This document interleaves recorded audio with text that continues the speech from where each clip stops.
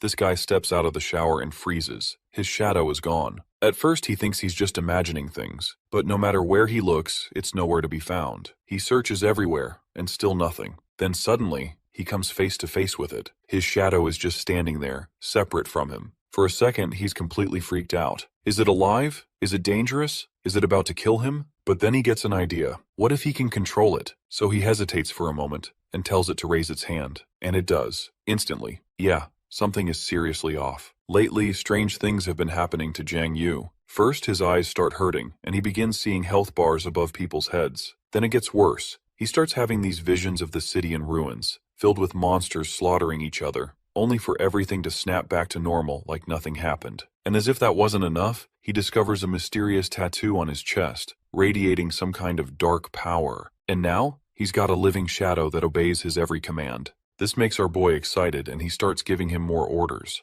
My man literally makes his own shadow dance. After a bit, his head starts to hurt, and he starts to wonder where the shadow even came from. A strange glowing orb appears out of his chest tattoo and turns into a screen. The screen shows him the stats and attributes of his shadow. He only has a single ability called Shadow Devouring. He taps on the plus icon and it shows him more details about the shadow. In short, his shadow is an exact replica of himself, including his memories. The shadow will obey his commands, but it can't think for itself. Zhang tries passing his hand through the shadow and realizes that it doesn't have a physical body. He asks the shadow if it has all of his memories, and the shadow nods. Our boy immediately jumps to his table and takes out his math homework. He asks the shadow if it can help him with the homework. Jiang is a bit surprised to see that the shadow can actually hold the pen. This makes him question if he truly doesn't have a physical body. Since the shadow cannot think for itself, it fails to do the math homework and drops the pen. Zhang gets mad and tells him that he could do this homework in 2 minutes. He wonders if the test is too difficult for him.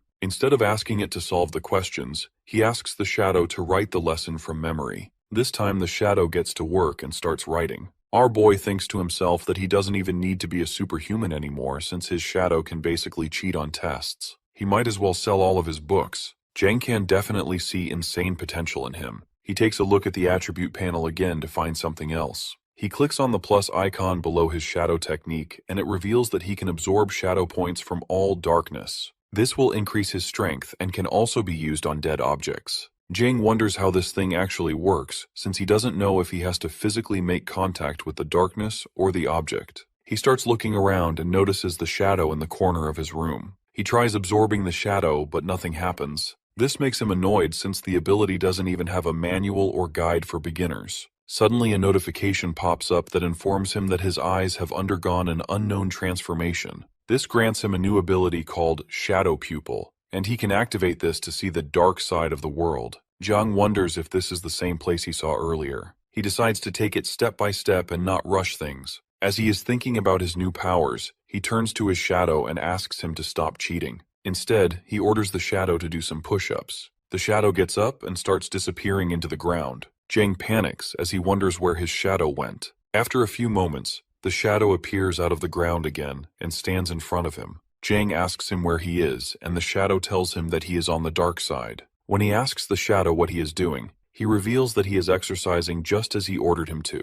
Jiang wonders if it is more beneficial to practice on the dark side. He dismisses the shadow and gives him permission to go back. After the shadow leaves, he sits back on the table and prepares to do some serious work. The next morning, we see him sleeping on his desk, dreaming about food. He suddenly wakes up and feels his back hurting because he slept on his stomach. At the same time, someone knocks on the door. Zhang opens the door to meet his girlfriend and classmate Lu Yao Yao. He notices her health bar at 93 and wonders why it dropped at this time. He realizes that it's probably because of the pollution since his shadow came back from the dark side. He asks her why she came so early and she reveals that she heard about his new drawing. She wants to see his design collection. Yao Yao was startled as Jiang closed the door too fast. She gets a bit mad at him, but our boy stands there in shock as he notices cracks along the wall. He can't even believe his own strength. His girlfriend also looks in surprise and starts analyzing his whole body. After thoroughly scanning him, she asks him if he has been going to the gym. She dismisses her own question as she realizes that he is just a loner who hasn't exercised in years. However, it is still strange that he got such muscles overnight. She starts touching his muscles and asks him if he did something.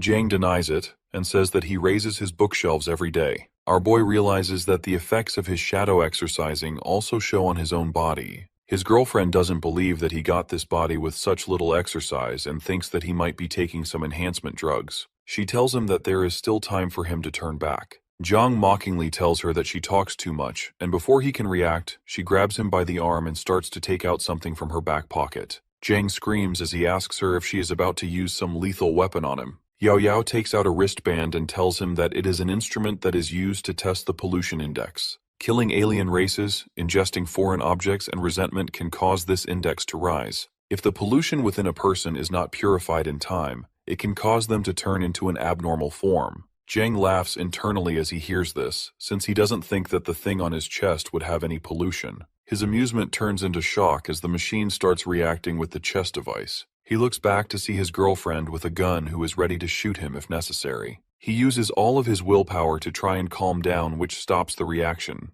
The result comes out normal, and it shows no pollution in him. He sighs in relief as he realizes that he is safe. She mentions that her dad taught her to be careful with everything. Hearing this, Zhang tells her that he recently drew some famous comic characters and asks her if she wants to see them. Yao Yao gets excited as she wants to see the drawings badly. Later, Zhang thinks back and realizes how close he was to getting caught. He opens up the system window and reads a notification that his shadow has started exercising in the shadow world and has gained shadow points. As he continues reading all the notifications, he realizes that his shadow has grown a lot stronger. This makes him shocked, and he wonders if his shadow has been training all night. The shadow keeps on training, and our boy can already feel the results. However, he feels that these exercises are not enough, and he should make it even more difficult. He orders his shadow to do push-ups and planks. Those planks are not normal ones. He actually orders the shadow to push up with 2 fingers on one hand and push up in a tiger pose. Jiang makes his shadow do martial exercises and squats. He then increases the difficulty level of those exercises by including running with weights and abdominal exercises. Meanwhile, Yao Yao is standing outside the main character's room and hears him ordering his shadow.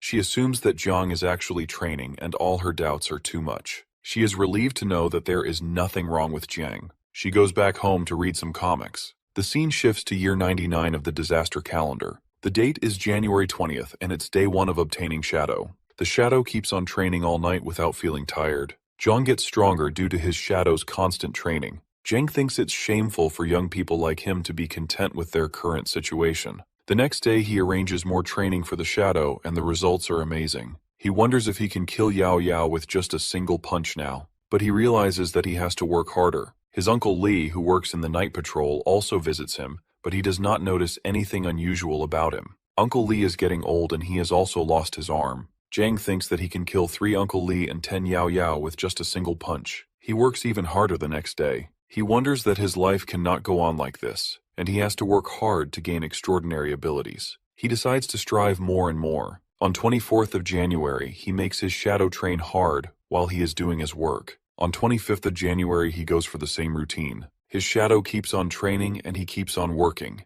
On 26th of January, he takes the initiative to train himself, but he gives up on just 10 push-ups. However, the growth rate of shadow points is very slow. He has got 8 shadow points with his training, and he wonders how long will it take for him to get 10 points and activate the shadow possession. He assumes that he can improve faster if he enters the dark side himself. A black swirl emerges from his feet and takes him in slowly. He vanishes onto the floor and goes to the dark side. To his surprise, he is still in his room. He wonders if it is the actual dark side, as it's exactly like his room. He goes outside to explore the dark side. A few minutes ago, when he tried to enter the dark side, he only appeared in his room. Turns out he cannot get access to the dark side from his room. He has to go out in order to explore it. Therefore, he goes out. The dark side looks exactly like the real world. This makes him angry, and he keeps on walking. He hears a sound from behind and wonders if it's a person who is here to help him navigate the place. However, it's a strange creature that attacks him from behind. He dodges the attack successfully. The creature looks like a monster with red eyes. It again tries to attack Jiang, but he keeps on dodging all the attacks.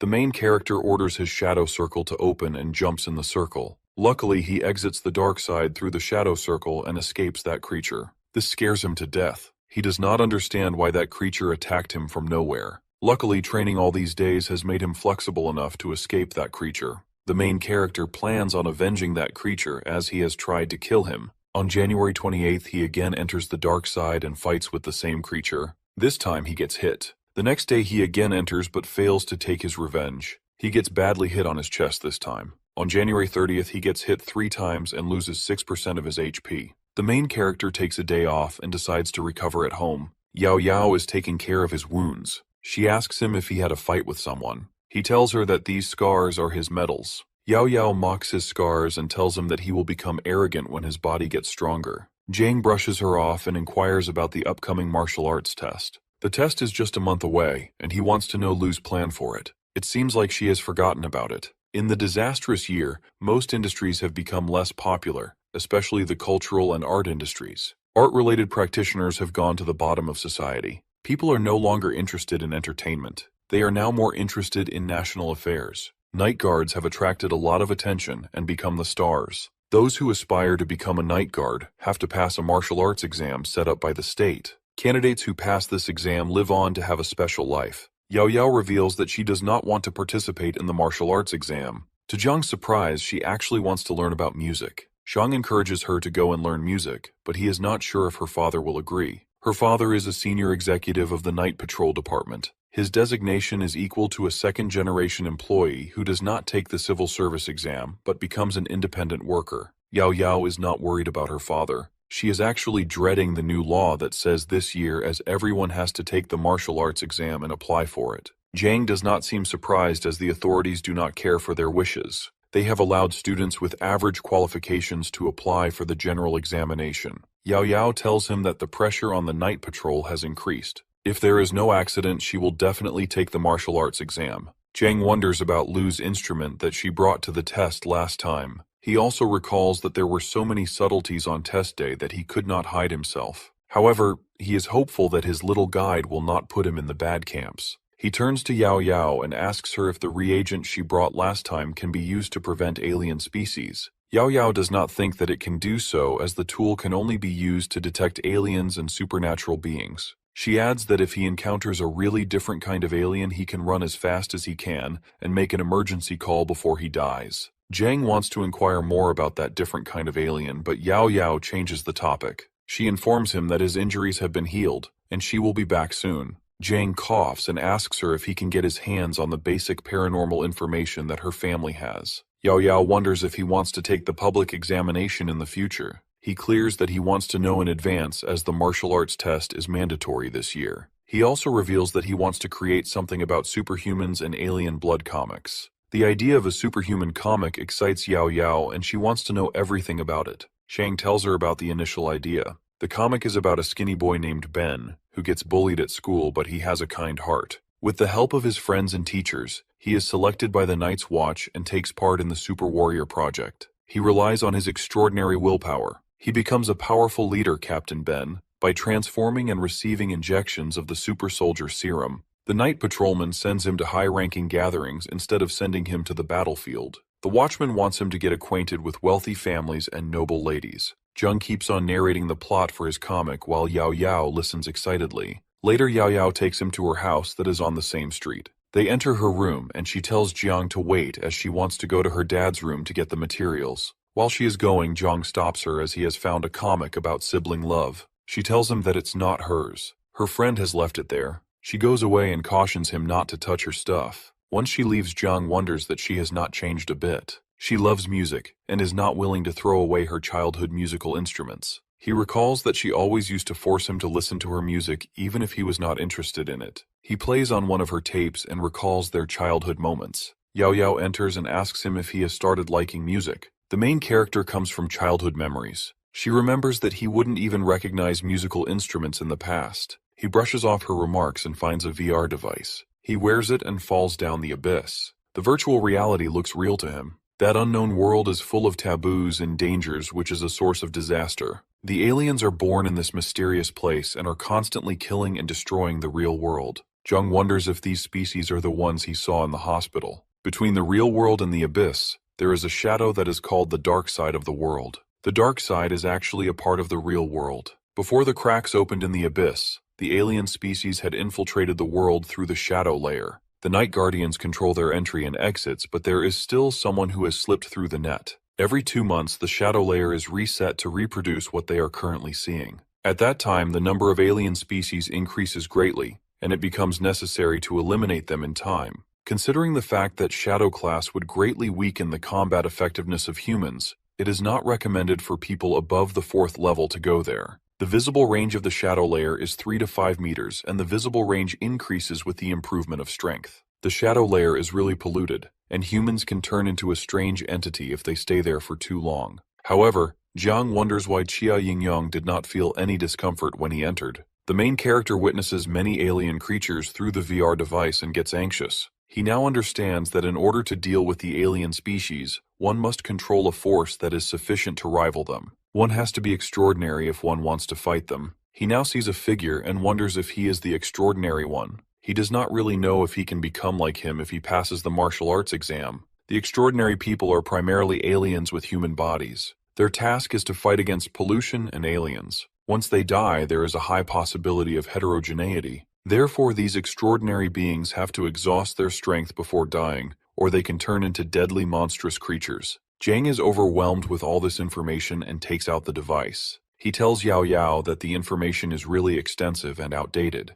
He asks her to give him a back massage. She gets angry at his request. He bribes her with 3 original Ultra HD drawings. She agrees and starts massaging him. She feels that his shoulders are hard. Jiang explains that his neck has become muscular as he has been working out. She inquires if he also does abs. He gets that she wants to touch his abs and he allows her to do so. While she is feeling his abs, her father enters the room and witnesses this scene. They all dine together, and there is a lot of tension between Jiang and Uncle Lu on the table. Yao Yao tells her father that he has a misunderstanding. Lu does not buy it as he has seen them together with his own eyes. Yao Yao has no words to say, therefore she shouts at Jiang and urges him to say something. The main character is also hesitant, but he somehow manages to tell her father that it is all his fault. Jiang then admits that he has done that and Lu can do whatever he wants. Lu, on the other hand, gets furious and looks for a knife. Yao Yao tries to calm down her father while Jiang tries to escape, saying Uncle Lu has a misunderstanding. Yao Yao and Jiang are childhood lovers, but they have different personalities. People see the main character as a notorious guy, while Yao Yao is an educated and likable young girl. Despite having opposite personalities, she has always loved playing with Jiang when they were young. He wonders if it's because he has once saved her from mean kids. He also thinks that she likes him because she glorifies his bravery and handsomeness. He remembers that she was willing to play with him even when he pretended like a homeless kid to prank others. He still recalls how she used to accompany him in his pranks, and her father used to scold her for hanging out with him. Uncle Lu has always been wary of him. Lu sits down on a sofa and stares at both of them with doubt. He lights up his cigarette and asks them about the scene that he saw when he entered his daughter's room. Zhang explains that he is looking for some information about aliens and supernatural beings. Lu, on the other hand, thinks he is spoiled. He asks him if he knows the actual reason behind keeping this information hidden in advance from the students. Zhang does not know the actual reason, so Lu explains it to him. Human souls are heterogeneous and are subject to deviation. Despair can drag a person to the abyss. There are some things that are not appropriate for everyone because not everyone has the willpower for it. Even if there is a small crack in the soul, alien races can exploit it to their advantage. Therefore, the government wants to assess the qualifications of the candidates before the official examination. Only people with physical health and willpower can contact the supernatural world. He also explains to them that the path to superpower is long and full of dangers that require patience and perseverance. He adds that every year so many people lose control of their powers even with assistive devices. All this makes him sad, therefore he advises Jiang not to learn about these things beforehand. Jiang appreciates him for the advice, but he also tells him that he cannot avoid it as this year is the military comprehensive examination. Moreover, he thinks that it's better to rely on himself than others. He also tells them that having someone to rely on can come in handy when the world is collapsing. Before Lu can tell him otherwise, he gets a call for an urgent mission. He gets ready to go. Before going, he tells Jiang to be a gentleman. He also warns him that he will kill him if he does something wrong. Jiang tells him to not worry, as he will not do anything wrong with Yao Yao again. Yao Yao is not happy with his statement because she thinks they have never done anything wrong in the first place. The scene shifts to a busy day. People are out on the streets for their daily chores. Jiang has also come out of his house and is standing in front of a screen. The screen displays members of the Sunset Watch who have the responsibility for guarding the Sea of Clouds. The main character seems a bit disappointed with the amount of information he has received on the supernatural. While doing his groceries, he thinks to himself that he will not be able to access the information again as Uncle Lou will keep it hidden. Meanwhile, he gets a call from Yao Yao, who tells him to bring milk and eggs. Jing replies in a teasing tone that she should clearly state if she needs pads. He grabs her pads and goes out. While going back home, he is thinking about his upcoming test and the effects of his shadow's training. The shadow exercises are effective, but it would not be enough alone. Therefore, he decides to add some other practical exercises as well. He has frequently seen advertisements about fighting against the aliens. In addition, this year the number of students will be higher in the martial arts exam. He looks up at the dark sky and gets a feeling that something really bad is going to happen in this world soon. He realizes that it's better to not think about this yet and focus on evolving by fighting with the alien races. He looks around to confirm that no one is watching him. Once confirmed, he enters the dark side. As soon as he enters, he realizes that someone with 14% HP is marching towards him. When he comes near the main character, he recognizes him. He is a young boy who lives on the same street as Jiang. He is injured badly and is about to die. Jiang asks him about his presence in the dark side, but before he can answer, he falls down to the ground. Soon, the monstrous creature appears from behind the boy. It's the same creature that Jiang wants his revenge from. Jiang also sees a little boy and girl who are hiding from this creature. He now understands that this creature is the reason behind the boy's low HP. The realization makes Jiang angry, and he gets ready to take on the monster. The scene shifts back to the time when the young lad came to the dark side. He is a night guard who is coming back from his overtime duty. He is tired from his long duty hours and work pressure. He regrets taking the martial arts exams as he would have not done it if he already knew about its work pressure. He suddenly hears a call for help.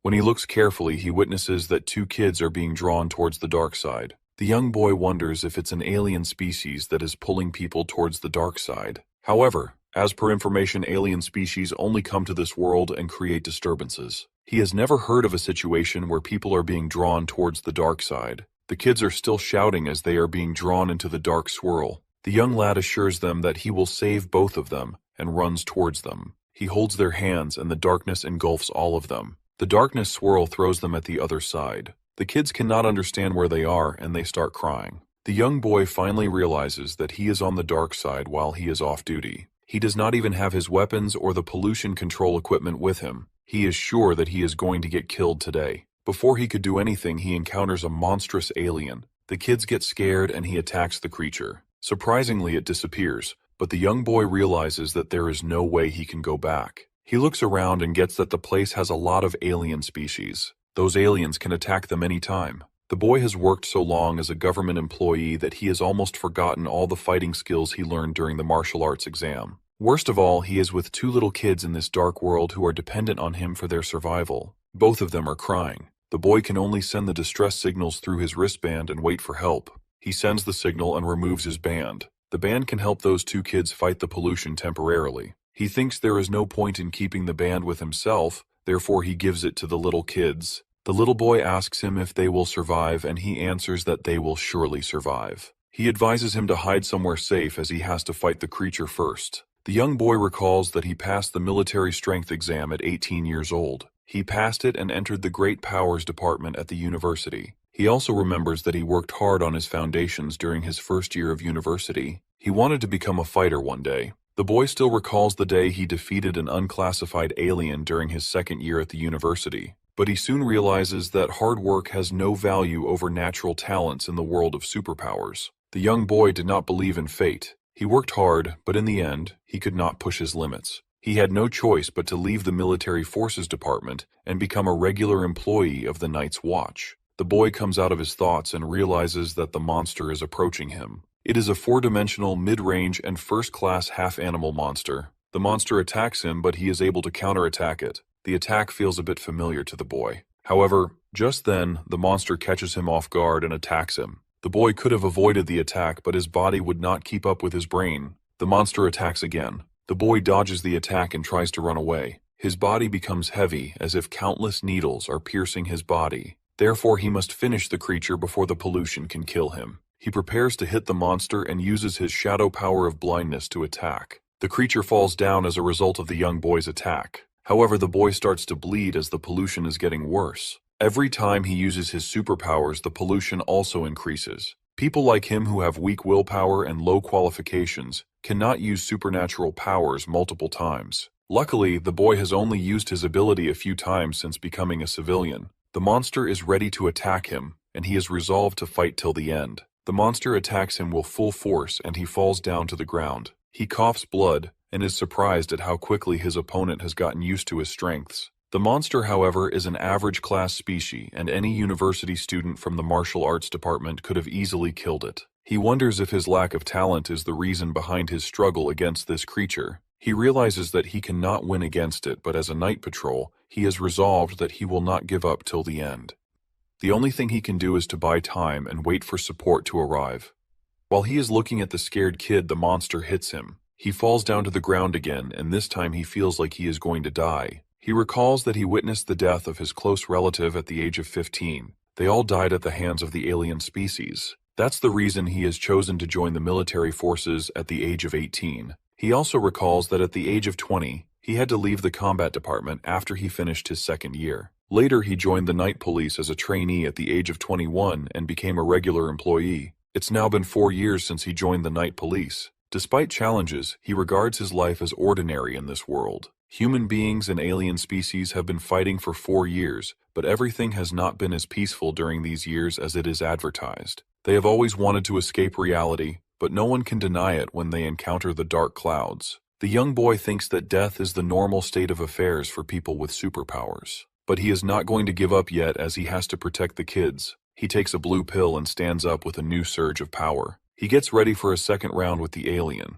The young boy takes the lead and starts attacking the monster continuously. The alien monster cannot defend his back-to-back attacks. The boy is still hopeful that he will finish the alien if he holds on a little longer. But in the end, the pollution gets onto him, and the alien attacks him. He cannot withstand that attack and drops down to the ground. His head starts bleeding and he can see his end. He realizes that he cannot end the creature just because of his abilities. He feels helpless as he could not even win with the help of pills. He can see that his normal and boring life is going to end. Just before he gives up, he hears Zhang's voice. He wonders if he is a night's watchman, but his voice is too young. He does not seem like a watchman. He is surprised at the presence of a normal human being on the dark side, as it's highly unlikely. Zhang approaches him and holds his shoulders. He tells him to lie down for a while and leave the rest to him. The young boy is still thinking about Zhang's presence on the dark side. No one can enter the dark side as it's strictly controlled by the inspection department. He wonders if Jiang is the mystery man who is living on the dark side.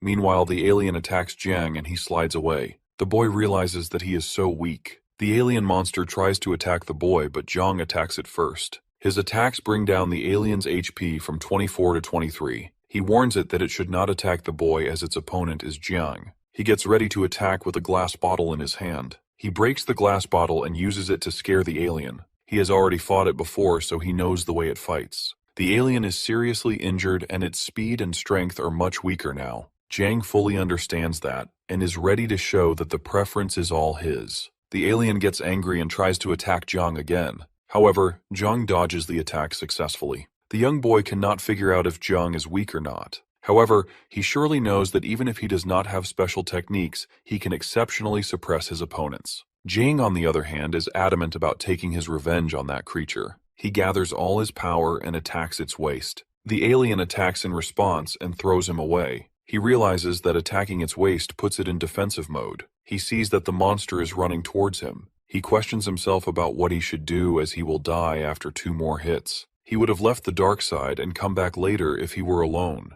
But he cannot leave as he has to save the kids and the boy. He then notices that the alien's HP has dropped to 20%. He thinks to himself that at this HP he should not be afraid of it, and should be tougher enough to kill it today. The boy advises him to attack its right rib as it is seriously injured. Jiang agrees and starts running towards the alien. The alien hears it and gets alerted. To its surprise, Jiang attacks it on the left side, saying it neglected its defense on the left after hearing the boy's instruction. As a result of this attack, its HP drops to 18%. The alien tries to run away, and Jiang wonders if it is trying to escape. The boy instructs him to hurry up. To their fear, the alien is going to target the kids. The alien approaches the kids. He opens his mouth and is ready to kill them. They get really scared and call for help. Jiang picks up a soda can and throws it with full force toward the alien. The can hits the alien on his face. Meanwhile, the other guy regains a little strength. He jumps up high and hits the alien on his head. This attack brings down the monster's HP to 15%.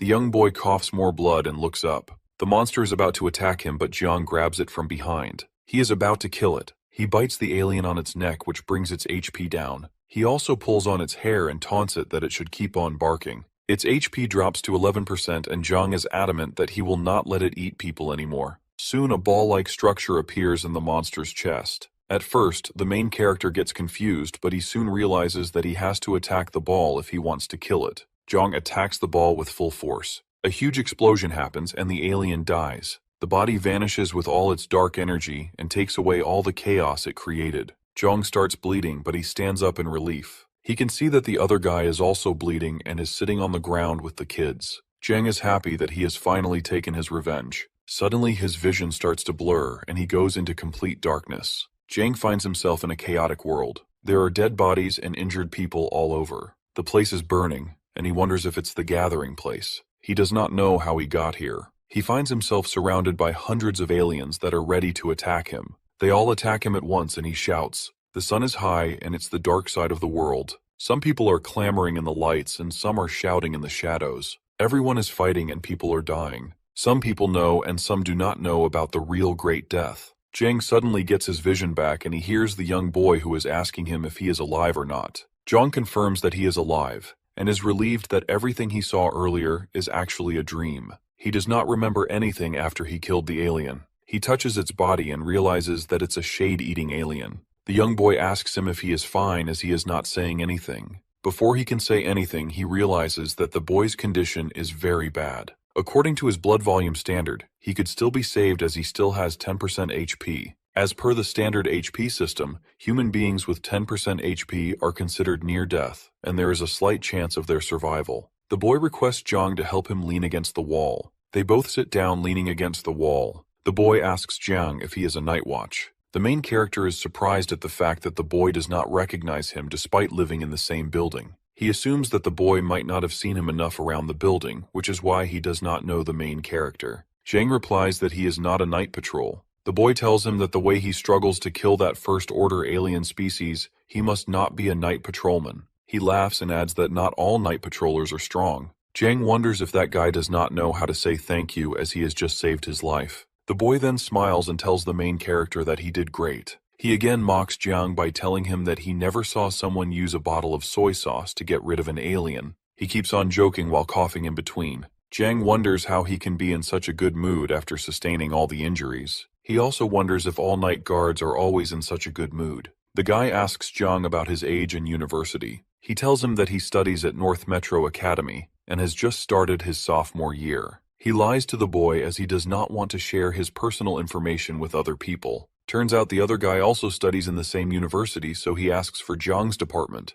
Jiang seems confused, so the guy plans to not ask him any more questions. But moments later tells Jiang that he assumes he should be in the martial arts department, as anyone from liberal arts cannot deal with the first-level monster. He keeps on talking and asks Jiang for a cigarette. Jiang does not have it, so he offers biscuits. The guy takes it and tells Jiang that he is stingy. The main character tells him that he had plenty of them, but they broke down during the fight and are scattered all over the place. He offers to give some of them to the guy if he still wants them. The guy refuses to eat them from the floor. A few minutes later, he asks Jiang if it is his first time fighting an alien on his own. Qin tells him that he is right. The guy reveals that he sometimes envies the martial arts department, examination, and even the combat department as they are very lucky. He himself is unlucky as he has poor qualifications and weak willpower. He considers himself hopeless, as he cannot increase his power even after taking Yuan Wang, a pill that can increase combat effectiveness. Jiang tells him that it's better to stop talking and save some energy, as he has to wait for the rescue team to arrive.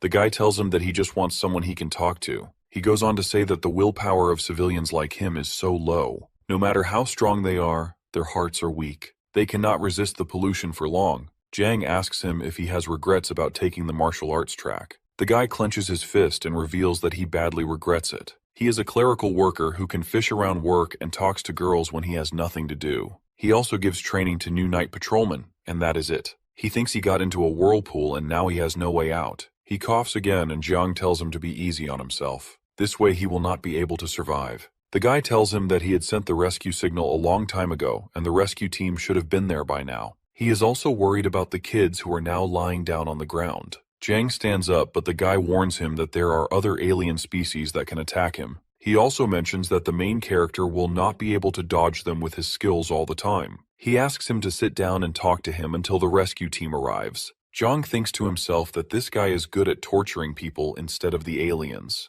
Jiang stays and listens as the man talks about his past, telling stories about how brave and fearless he was. The man smiles and tells Jiang that if he ever goes back to university, he should send his apologies to the head of the Supernatural Technologies Department. He wants to apologize for not meeting his expectations since he wasn't able to kill even a first-class monster. The guy also asks him to thank Deputy Director Huang from the Academy of Supernatural Literature for her guidance. He admits that her advice to not act arrogant in class is really embarrassing, as she always talks about passing the torch and the survival of the human race. Jiang jokingly asks him to wait till he gets a notebook or come back later to explain everything himself. The man sighs, saying he has kept all these thoughts inside for a long time and just wants someone to talk to. He mentions that it would be nice to visit Northern Watch Academy again. Then he asks if Jiang has more of those cookies left. He seems to like them a lot. Jiang tells him that his taste is weird enough, and besides, he can't find spicy stick-flavored cookies anywhere in the world. The guy simply smiles and tells him to forget it. Suddenly, the energy in the air thickens, and the man says that the night patrol has arrived. Jiang is relieved because now they can help this man. He picks up his package and prepares to leave when the man asks if he wants to go with him. Jiang declines, saying he'll get there on his own. The man smiles and wishes him a safe journey. Jiang thanks him and starts walking away, but just as he is about to leave, he looks back to see the night patrol officers approaching him. The officers report that they have found a night patrol member and 2 children. They check his vital signs. His blood level is still at 10%. One officer looks at his colleague and shakes his head. Jiang notices the man's health bar is dropping rapidly. He wonders why this is happening. With modern medicine, they could have saved him. As he is teleporting back, he notices the officers stopping to salute the guy. He reaches his hand out, but it is too late and his health has already dropped to 0. However, there is a smile on the man's face. Jiang calls out, asking them to wait, but he is already teleported back to the street. People around don't understand what just happened. Some think the man is an actor. A screen appears with a broadcast from the night patrol, reminding special individuals that they must never give up, even in their final moments. If they realize their chances of survival are low, they must take a pill carefully, knowing the risks. The chance of death after taking it is 90%. Even if they survive, their lifespan will be significantly reduced. This pill is called Compound No. 3, and it is the same pill which that guy took to take down the monster and save the kids. The broadcast continues that they must remember those who have fallen and keep moving forward until all threats are eliminated. They must patrol the skies and earth, protecting everyone day and night while hoping for a better future. The night patrol must face the unknown and fight against the unexplainable. Later, our boy rides the elevator, still wearing bloody clothes, and wonders if that man really died. He kept making jokes while talking, but in the end, all he wanted was someone to talk to before he passed away. No flowers, no applause. He simply disappeared like an ordinary person. Jiang thinks to himself that it doesn't matter how ordinary he is, he will always remember him. Exhausted, he decides to take a shower and go straight to bed. In the mirror, he sees that his health bar is at 55%, but he can barely stand. This makes him a bit surprised since he thought that he was at 20% healthy. He remembers that the man was at 10%, but he was still acting like nothing happened. It seems that training the body alone isn't enough. Willpower is just as important. Suddenly, a loud voice interrupts his thoughts. His girlfriend, lounging on the sofa, asks him about the eggs. The phone isn't working and she can't find anyone, so she questions if he brought the eggs that she asked for. Jiang turns away to hide his bloody clothes and mentions that New Year is coming. Due to this, stores have long lines where people wait for hours. Then, he asks how she got into his house. She tells him that he orders takeout every day, so Uncle Lee asked her to take care of him. He was the one who gave her the key. She notices his bloody clothes and asks what happened. Was he in a fight? Jiang insists it's late and tells her to go home before Uncle Lee gets the wrong idea again. But she grabs his arm and makes him turn around. He tries to brush her off, saying he's just hungry and wants to make instant noodles. Through the holes in his clothes, she sees his wounds and gasps. She asks him how he got hurt so badly. Jiang becomes nervous and awkwardly says he forgot to buy eggs. He explains that on his way home he saw a robbery, so he stepped in and fought the guy. He mentions that he beat the guy pretty badly, so she doesn't need to feel sorry for him. Later, when the police arrived, they found the attacker in such a terrible state that he was barely recognizable as human. His girlfriend doesn't seem to buy it, so he demonstrates his insane reaction speed and does some shadow boxing in front of her. He continues yapping and says that he beat the guy so badly that even his own mother won't recognize him. As he is talking, Yao Yao gently touches the marks on his face. He loses his mind as he realizes that there is no way she would believe anything he just said. Yao Yao asks if it hurts, but Jiang only sighs and says he wants to sleep. She insists they should tell Uncle Li everything since he was fighting with people in the middle of the night. Jiang quickly makes excuses, claiming it wasn't a fight and he was just acting righteously. But she isn't convinced. Too exhausted to keep going, Jiang sinks to the floor, admitting he is too weak to move. Yao Yao frowns, saying he needs to go to the hospital, but he waves her off. He assures her he has everything he needs at home, and even claims his medicine is better than anything a hospital can offer. She raises an eyebrow at him and asks if he just wants her to apply medicine for him. With a smirk, he calls her Dr. Liu and asks her to patch him up. The moment she starts, he screams in pain, begging her to give him medicine instead of wrapping him up like a mummy. Annoyed, she smacks his shoulder and asks if he plans on doing this again. He quickly promises it won't happen again, but refuses to swear on it. Yao Yao clenches her fist, threatening him, but Jiang nervously laughs and mutters that fighting is simply human nature. He tells her that if it's a big deal for her, he will simply look and not go in. Hearing this, she prepares to punch him and asks him what he just said. He repeats himself, promising to stay out of trouble and simply watch from the sidelines next time. With that, Yao Yao turns to leave. As she walks away, Jiang calls after her, suggesting she stay the night since he has a big bed. She sticks her tongue out at him and slams the door behind her. Lying down, he tries to rest, but he can't stop thinking about the man he met in the shadow world. The guy asked him to pass on his message to guard the Northern Watch Academy. After a bit of silence, Jiang gets up in shock as he realizes that he didn't even ask the man for his name. At that moment, the system notifies him about the creature he killed in the shadow world. It belongs to the ghost species and is at the first level. The creature is from the lower abyss, deeply connected to shadows and darkness. The system warns that anyone marked by this being will be vulnerable to hidden attacks. Jiang managed to kill the creature with an arm fracture. Jiang receives shadow points for the kill. He wonders if his kills will be recorded somewhere, or if he needs to absorb the shadows through his Shadow Devour skill in order for them to be recorded. He suddenly notices the system window for his new skill. The system explains that his new skill, Shadow Assault, is an invisible attack that enemies can't detect, with the first hit dealing devastating damage. Curious, Jiang stands in the middle of the room and speaks the skill's name aloud, but nothing happens. He frowns, wondering if the system is bugged or if he simply needs a target. Either way, he decides to test it later. Opening his stats window, he reads through his information. His name is Jiang, his attribute is Shadow, and he has accumulated 14 Shadow points. He has now become Rogue, a class that specializes in striking from the shadows. His abilities include Shadow Devour, Shadow Eyes, and Shadow Form. Jiang reads the description for all this stuff and wonders how the system even managed to create these game lines. Just then, the system informs him that his shadow has undergone a transformation. Now, he can fully control it and even merge with it to create a special form. Jiang narrows his eyes and wonders if this is a new skill again. The system confirms that the shadow form is now available to him. By training in this state, he can become stronger. His aura will blend into the darkness, making him nearly invisible. While he can use shadow form outside the shadow realm,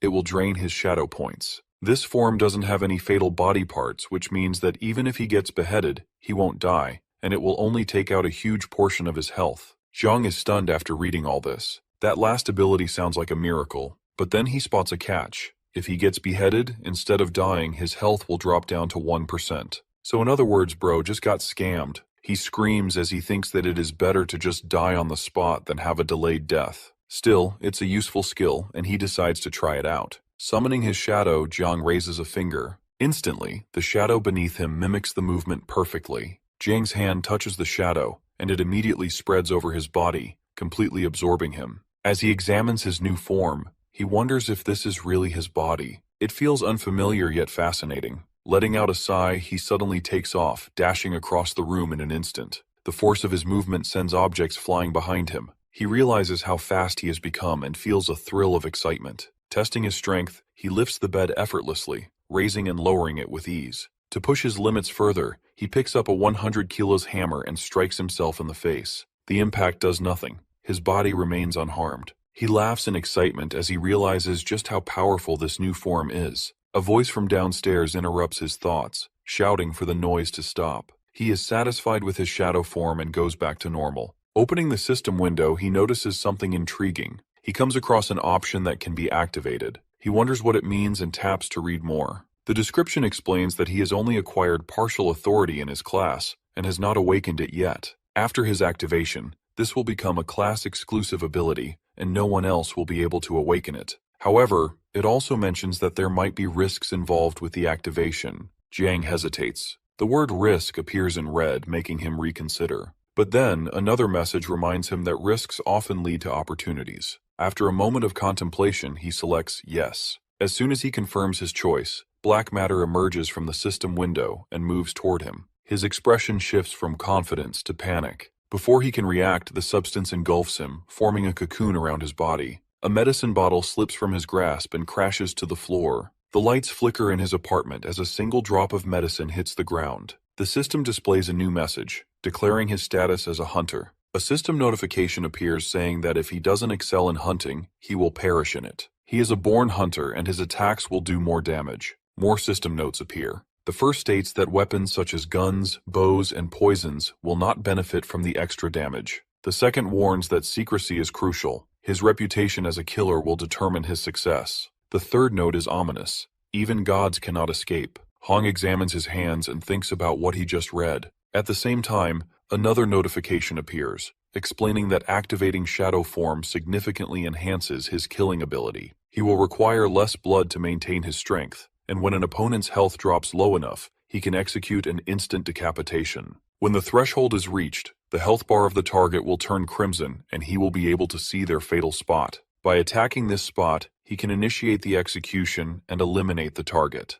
The system further explains that his decapitation skill depends on factors such as blood level, strength, and the opponent's abilities. This makes him recall his previous battle. Was this the same skill that activated when he took down his last opponent? The thought lingers as he processes the new information. With absolute damage and execution skills combined, he almost feels invincible. With these abilities, victory is almost certain. He raises his hand triumphantly, but then, something feels off. He remembers that the system said something about risks. Jiang quickly unwraps the bandages on his body, expecting to see wounds. Instead, his skin is flawless. Confusion sets in. His injuries should still be there. Even the deepest cuts have vanished. Medicine does not work this fast. A realization forms in his mind. His enhanced recovery must be linked to his shadow form. The next day, Yao Yao's friend asks her if she saw Jiang's fight and questions if it was true. On the screen, his profile displays a selfie with a caption claiming he was struck 88 times during a fight. Yet the image clearly shows no injuries.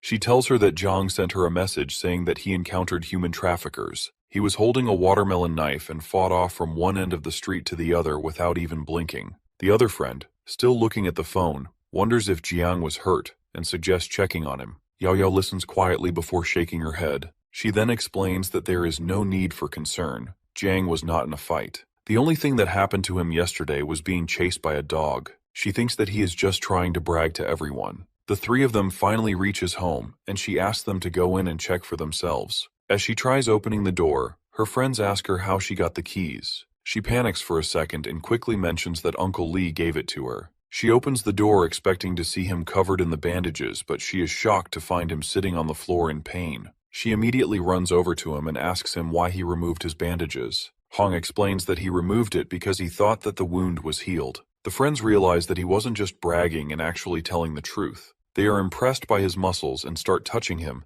but Yao Yao pushes both of them outside and asks them to wait in the living room. With this, both of them are convinced that Jiang and Yao Yao are dating. Yao Yao starts applying some medicine to the wound, which makes Jiang twitch in pain. She asks him to stop whining since she is familiar with this medicine, and it doesn't hurt. However, my man doesn't care about anything she says and continues staring at her legs. She notices this and warns him that she will just let Xiao Pang apply the medicine for him. Jiang immediately rejects it and says that the guy is clumsy. She pinches his cheeks a bit too hard and says that Uncle Lee hasn't taken care of him for too long. She asks him what happened the previous day since she doesn't believe the robbery story he told her. He tells her that he is righteous and likes to stand up for justice. However, his girlfriend isn't ready to believe a single word. He wonders what he should tell her since killing a mutant in the shadow layer and chatting with a dying night patrol officer sounds even more insane. He mentions her dad and asks her if he went back yesterday. She tells him that he didn't go back and asks why he is asking. Jiang looks down with a worried expression and explains that he thinks being a night patrol officer is quite tough. They have to work during the day and even at night, which is dangerous. Yaoyao sits there in silence as she hears this. He looks at her and thinks to himself that she must be worried about her dad. Being a night patrol officer is not a peaceful job. Uncle Li lost an arm in the profession, and the guy he met in the shadow layer died at the age of 20. Even someone as strong as her dad has suffered serious injuries, which means that he can't make any further progress in this lifetime. Yaoyao looks at him and asks if he is going to join the night patrol after clearing the martial arts exam. He thinks for a moment and reveals that he isn't sure. He then jokingly asks her if there will be any beautiful girls on the night patrol, which makes her annoyed. Meanwhile, the two friends try to listen into their conversation from the outside. The two of them wonder what is going on inside. The two of them finally walk in. Zhang asks them how they got here, and they tell him that they wanted to know what was going on with him. They tell them not to worry and ask them to sit down.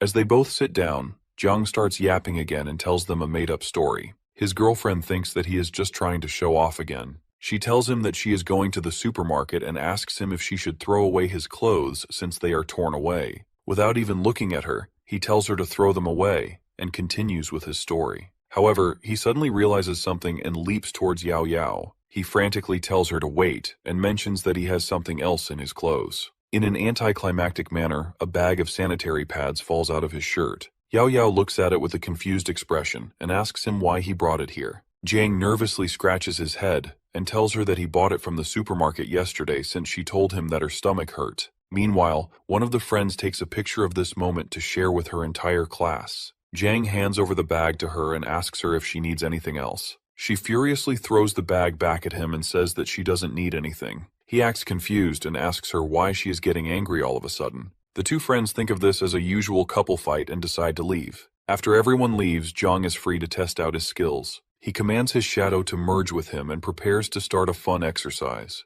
Zhang gets enveloped by a dark substance, and he travels to the shadow realm using his shadow. Despite the place being filled with pollution, he feels remarkably comfortable. It is the same feeling as a person who has been living in a polluted industrial environment for a long time, and they get to visit some vast plains. He is currently at 60% health, but all of his pain is gone and his health is also regenerating. A bright current starts surging from his body as he prepares for his exercise. He feels like his body has unlimited strength. In no time, he begins doing hundreds of push-ups. The system notifies him that his dark form has entered the shadow layer. He starts gaining shadow points for these exercises, and it increases his strength further. With each of these push-ups, his body grows a bit stronger. He stops at 1,000 push-ups and decides to go outside. The outside world seems eerily empty. He thinks to himself that he would have a lot of disciples if he were this strong in the real world. He then starts doing bar exercises using only one arm. Meanwhile, in the night patrol headquarters, an important meeting is about to commence.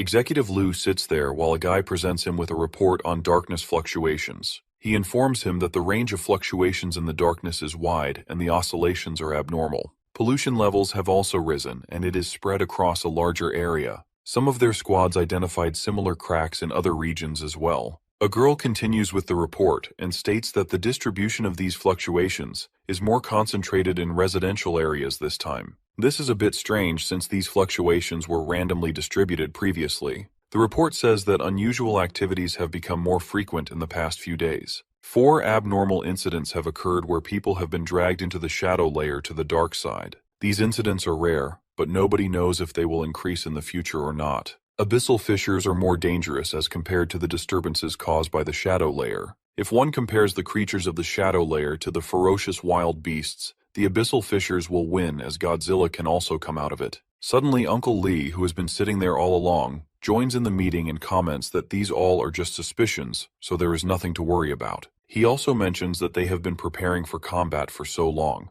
Everyone, including Executive Liu, gives him a glare, so he tells them to carry on with the report. The report carries on and also discusses the list of night guards who have lost their lives recently. Once the meeting ends, Liu stands in front of a large glass window. He takes out his cigarettes and wonders why these unusual activities always happen around the new year. He takes the cigarette and looks for a lighter. While looking for flame, he realizes that his daughter has swapped his cigarettes with cookies again. Meanwhile, someone throws a pack of cigarettes towards him that he blocks with his hand. It's Lee who tells Liu that he should not always have a stern face. He also offers him a cigarette, but Lu refuses, saying he does not want lung cancer. Lee mocks him, saying that he is afraid, but the executive tells speak up if he has stayed late just because he wanted to ask something. Lee informs him that another notice has been issued from above. Lu inquires about the nature of the notice with a tense face. After hearing about the notification, Lu seems really tense. He asks Lee if it has been confirmed. Lee tells him that he should have received it on his computer too.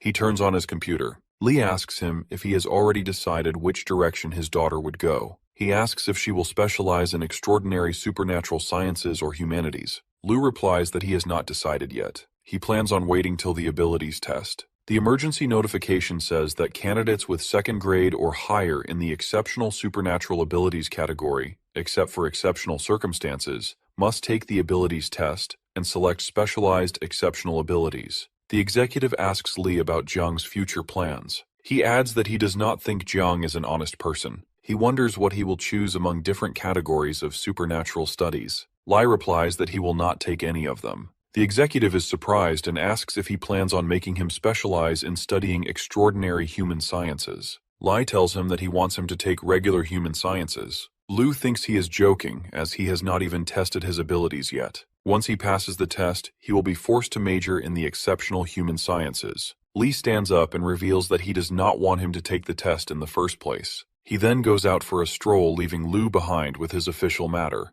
Meanwhile, a girl with pink hair enters with a pile of files. She enters and apologizes for the disturbance. Lu does not bother and asks her what brought her to his office. She shows him a notification that has been sent from the shadow layer. The notification is about a new type of strange creature. The creature is a respectful shadow that exercises intensively. It is black in color and resembles a shadow. The report says that it was first seen in the garden of the Xingyu Residential Center. It is presumed that the shadow has accidentally invaded that area. It has a keen interest in exercise and uses tools for training. It also has a low aggressive tendency. The report mentions that the creature offers its greeting when it is approached by the explorers. The risk assessment for the shadow is low, and its kill record is none currently. The secretary with pink hair informs the executive that the monitoring team has found this peculiar type of being near the residential area. There are no records about it in the database, so she wants to ask for the executive's opinion. Lu has not seen such a creature before. The scene changes to the shadow layer where Jiang is filming a spider. He tells everyone that the spider has more protein when compared with the same amount of rice. He goes on to say that the spider meat is tender and delicious.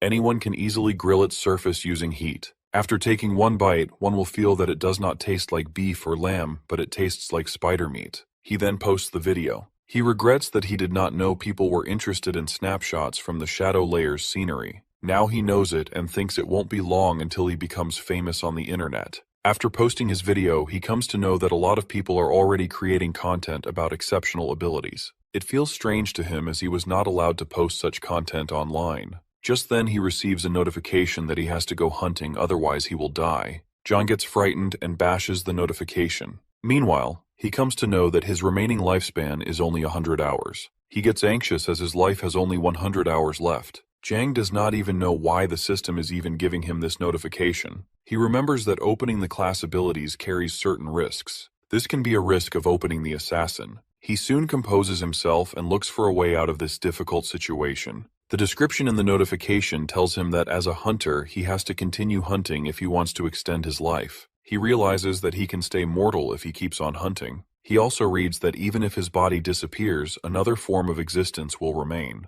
He does not understand the actual meaning behind this line. He also does not understand why the notification says that he will be happy when he wakes up in this place. He plans on asking Uncle Lee for help if he fails in successfully killing a strange creature. He looks at the spider and knows that he has to kill it first if he wants to buy some time. He also decides to capture all this as it will make him famous. He places his phone at an angle where it can film everything. He does not have a fear of getting caught as his account is a secret one that he has received from the Night Patrol Bureau. He merges with his shadow and starts streaming. He has several monkey coins and he plans on confirming their reliability. He greets all his followers and introduces himself while live streaming. He tells them that he has encountered a strange creature. His followers start commenting as they are excited to see him with the spider. He cautions them to not make any noise and starts approaching the spider slowly. He remains silent as the spider is sleeping. He takes out his iron stick that he has bought after paying a hefty amount. Soon the spider wakes up, but it does not notice Jiang due to his shadow form. His next step is to use the execution skill and find its weak point.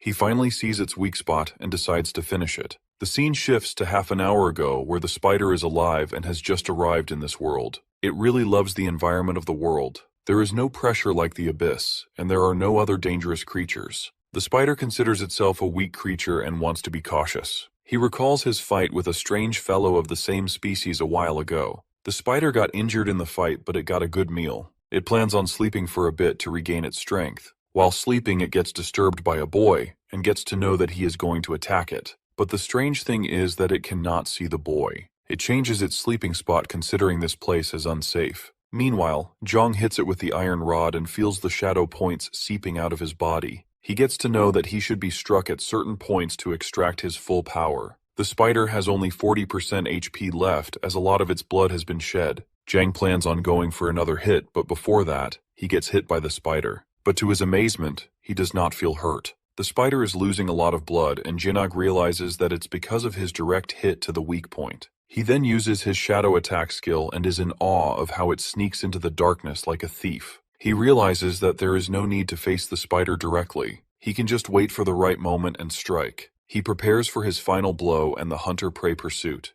The scene changes to a girl holding a phone and watching a broadcast with a man announcing that the night patrol is protecting the city's people. He greets the viewers and explains that he is on duty today. His topic is the construction of low-ranking others. The girl scrolls through her feed and moves to the next live broadcast. In the next broadcast, a girl with green hair appears. She greets everyone and shares that she is visiting a small restaurant in an alley. The girl kicks her legs in the air. She scrolls to the next broadcast. A man admits that he has been busy lately. Another girl says she is helping her family. On a bed, there is a jacket, underwear, and a magazine. Another blogger mentions that her lighter is like family to her. If she can't pick it up, she is doomed. The white-haired girl who is watching the live stream starts getting bored. She complains that nothing interesting has happened recently, but suddenly she finds something exciting. She watches Jiang's broadcast, where he introduces himself as Yu from the northern capital. On the screen, strange creatures fly across the sky, and a monster leaps from one rooftop to another.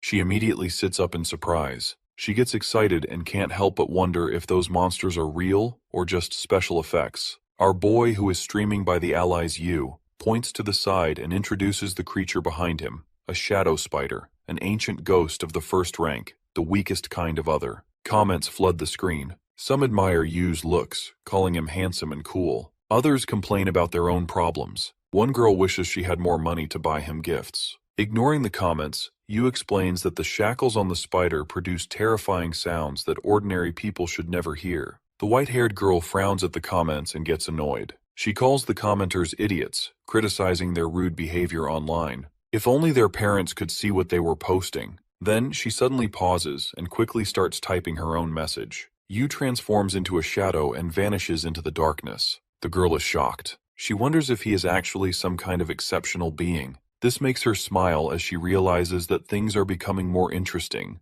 Yu reappears behind the spider and throws a metal rod at it. The monster roars in pain and rises on its hind legs. A bright red beam shoots from the ground, piercing the spider. It stumbles to the side, surprised by the mysterious attack. Yu then lightly touches the monster, and when it turns angrily, he grins and says, "I'm here." The spider lunges at him, but he dodges every attack. He mocks the spider and says that it can't even hit him despite having 8 legs. The white-haired girl, watching from under a blanket, excitedly comments on how fast and handsome Yu is. The spider suddenly releases a large purple beam, covering the ground with acid. It laughs, thinking Yu is trapped. But then Yu's voice comes from above. He asks if the spider really believes he is helpless just because the ground is covered in acid. The monster looks up and spots him on a rooftop. Yu simply says that no place is devoid of shadow, and then jumps down. The spider tries to overpower him with acid, but Yu moves through it effortlessly, even phasing through buildings. He declares himself a hunter of the shadows. Picking up his metal rod, he says that endless killings have clouded his memory, and he only remembers his own name. Suddenly, he drives the stick into the spider's head.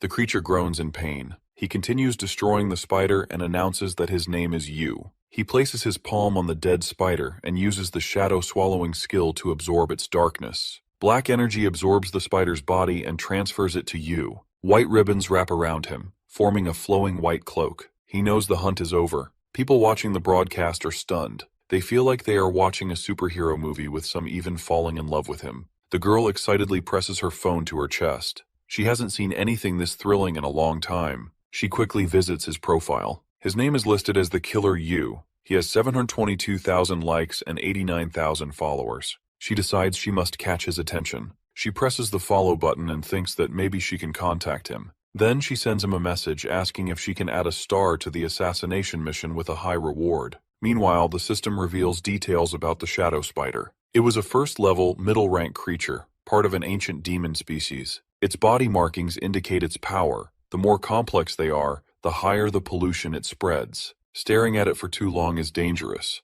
The spider's abilities include an acid net and ancient demon corruption. Killing the spider causes sensory disruption. Thanks to Shadow Bite, Yu gains two things. First, the ability to create a shadow net and the shadow points from the creature. However, he feels disappointed. This monster was only first level middle rank. He thought it was stronger. In reality, there was a huge power gap, and he only won by using the shadow attack. Yu checks his phone and sees 1.5 million viewers. He grins. So many people are watching him now. Chuckling, he ends the broadcast, saying that's enough for today. He wants to leave them curious. Suddenly, a black thread wraps around his arm. Confused, he realizes it's the shadow net ability. Testing it, he shoots the net at a building and is lifted into the air. At first, he panics, but then he starts laughing. Bro literally turned into Spider-Man, but his excitement is short-lived. He crashes into a wall and falls, landing on a street lamp. Groaning, he realizes that he needs to practice this more. An information window appears in front of him. It states that his lifespan has increased by only 3 days, bringing his total to 7.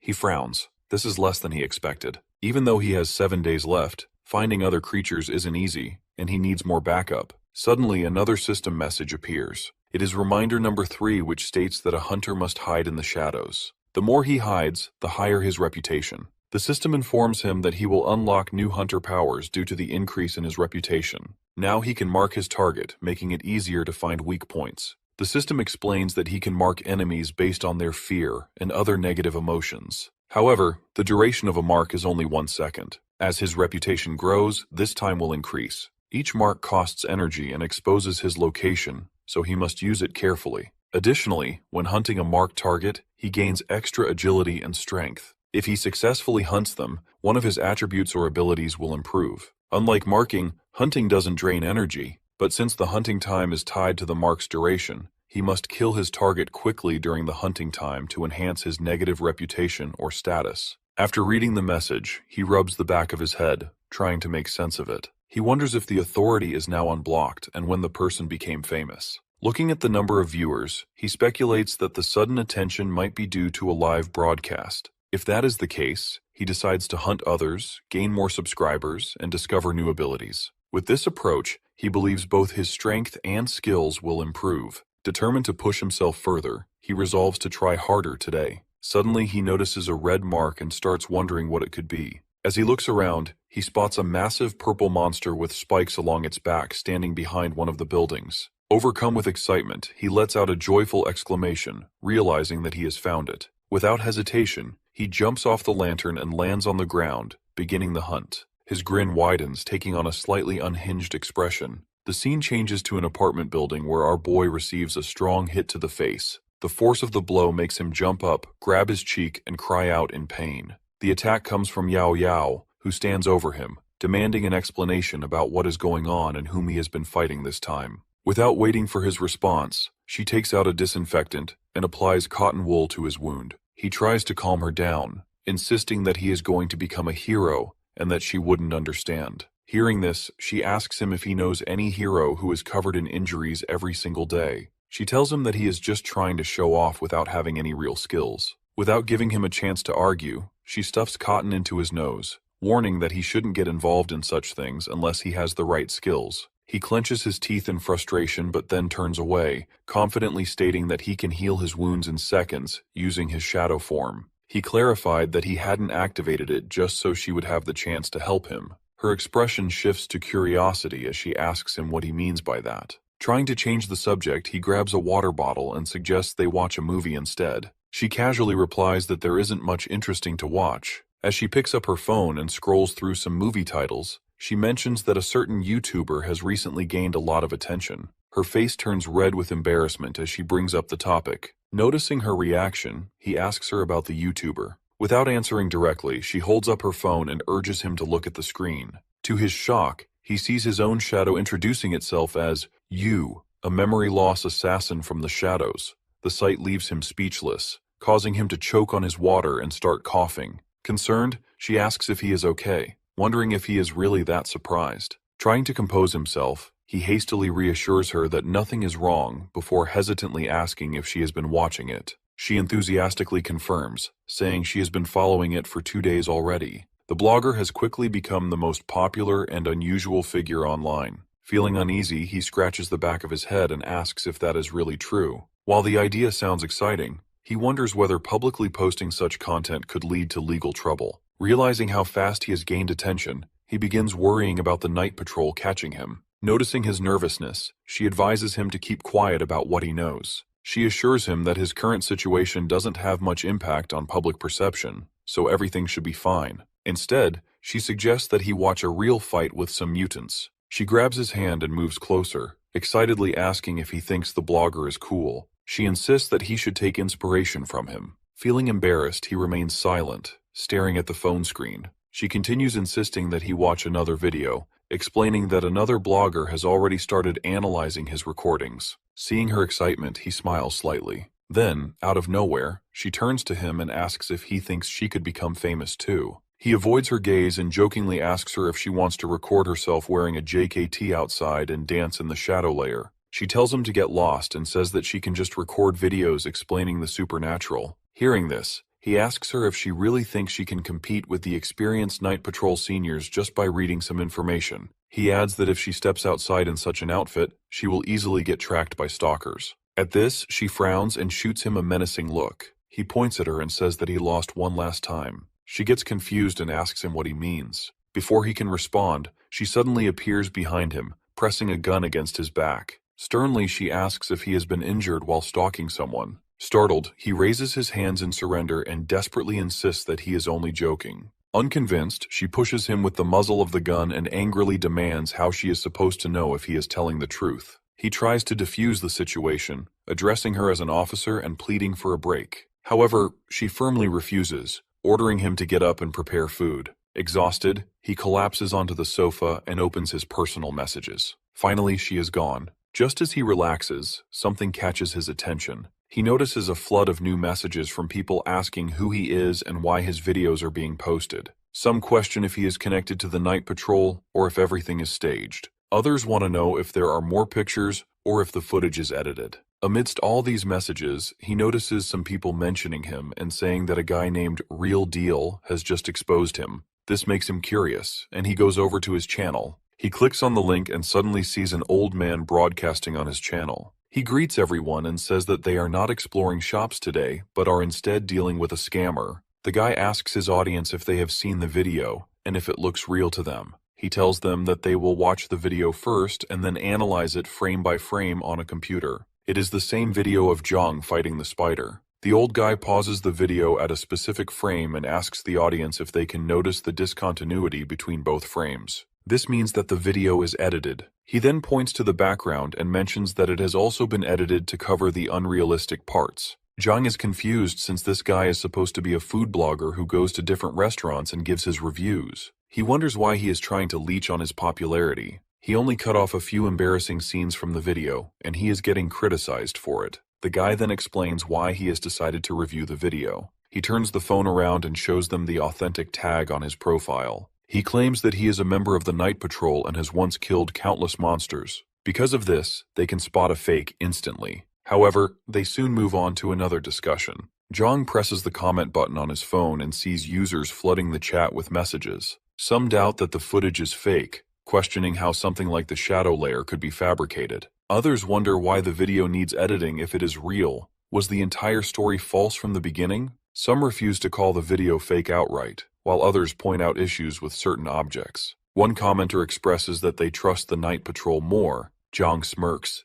thinking that they are all fools who fail to understand anything. However, he believes that one day they will learn the truth. Standing up from the sofa, he stretches and remarks that if the video is indeed fake, then it is time to start hunting others. But before that, he needs to teach the old blogger a lesson. He decides to move back into the shadow layer and thinks of all the titles he can add to his new video. After getting transported to the shadow realm, he takes out a mini camera and attaches it to his jacket. He notes that the number of creatures seems lower than the previous day. The shadow layer, it seems, resets itself from time to time. Suddenly, something catches his attention, and he asks himself what is happening. He senses a level 6 creature who wants to ambush other mutants. Gripping the club in his hands, he grins and prepares to see what someone of the 6th rank is capable of. The hunt has begun. Taking a step to the side, he stands at the edge of a rooftop but suddenly stops. Letting out a small sigh, he trembles slightly before deciding to descend the stairs, reminding himself to stay calm and avoid any sudden movements. A powerful killer like him is not meant to rush. He is a special kind of hunter. As he climbs down the stairs, the creature he spotted earlier emerges from the walls, letting out a loud roar. He pauses and puts a mark on the target, causing a magic circle to appear in front of the creature. The monster immediately becomes wary. Observing this, he feels that everything is going according to plan. The marked target is supposed to experience a deep, inexplicable fear. He notices that the monster bears a striking resemblance to another creature he has encountered before, one with deadly blades. He wonders if it has evolved. He then says that it doesn't matter since the same kind of transformation has happened to him as well. Without hesitation, he uses the 6th staff technique, wielding his blade before striking the monster directly in the stomach. The creature's blood level drops to 45%, which immediately puts him on alert. Taking a step back, he leaps high into the air and initiates the hunt. The system promptly reports that the mark and hunt ability has been activated, temporarily increasing his strength and agility. Its duration is 1 second, and if he kills the target within this period, he will gain additional rewards. He swings his weapon at the monster once again, but it dodges the attack and he ends up hitting the building behind it. A bright light illuminates the surroundings. He looks back in surprise to see the monster completely unharmed. Shocked, he pushes off the building's wall and continues his pursuit. Finally, he lands directly in front of the creature, which lets out an eerie screech and flails its appendages in different directions in an attempt to intimidate him. He hesitates for a moment before the monster suddenly opens its mouth and lets out a weird sound. Jang's head starts to feel dizzy, and he wonders if the mutant is launching mental attacks on him. The monster suddenly slashes him and he fails to block the attack. He clears his throat, lands nearby, and looks down at his hands, realizing that the monster is quite powerful. He notes that his blood level has dropped to less than 66%, as he has already lost 34% in a single attack. As the monster charges at him again, he quickly understands that its attacks are incredibly strong, and that he needs to come up with a strategy.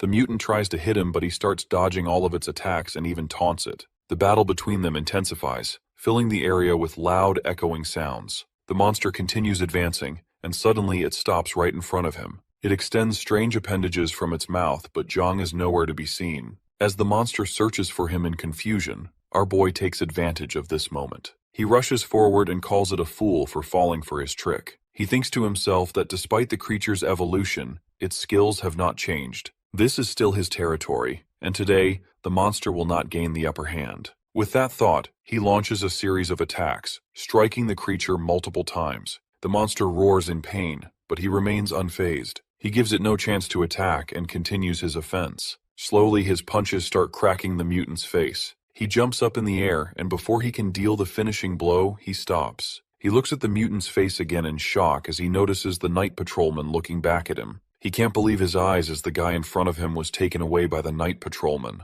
Zhang wonders why he has turned into this form. The monster lets out a deafening growl, breaking him from his daze. Feeling uneasy, he quickly steps back. Without hesitation, the creature turns and flees in the opposite direction. Zhang instinctively yells for it to stop and immediately gives chase, insisting that he only wants to talk. After running for some time, he eventually slows down, gasping for breath. His mind races as he tries to understand what just happened. The system's voice echoes in his head, informing him that he has successfully located his prey. Still standing, he reads another system notification stating that his hunt was nearly successful, but that his prey disappeared at the last moment, resulting in a failed attempt. The system warns him that repeated failures will weaken him and shorten his lifespan. Deep inside, he knows that only through constant hunting will he grow stronger. This is the only way he will gain authority and power over death itself. Yet in that moment, he finds himself questioning the meaning of life. He wonders whether it is all about hunting or if there is something more. He remains silent as the system repeats its message,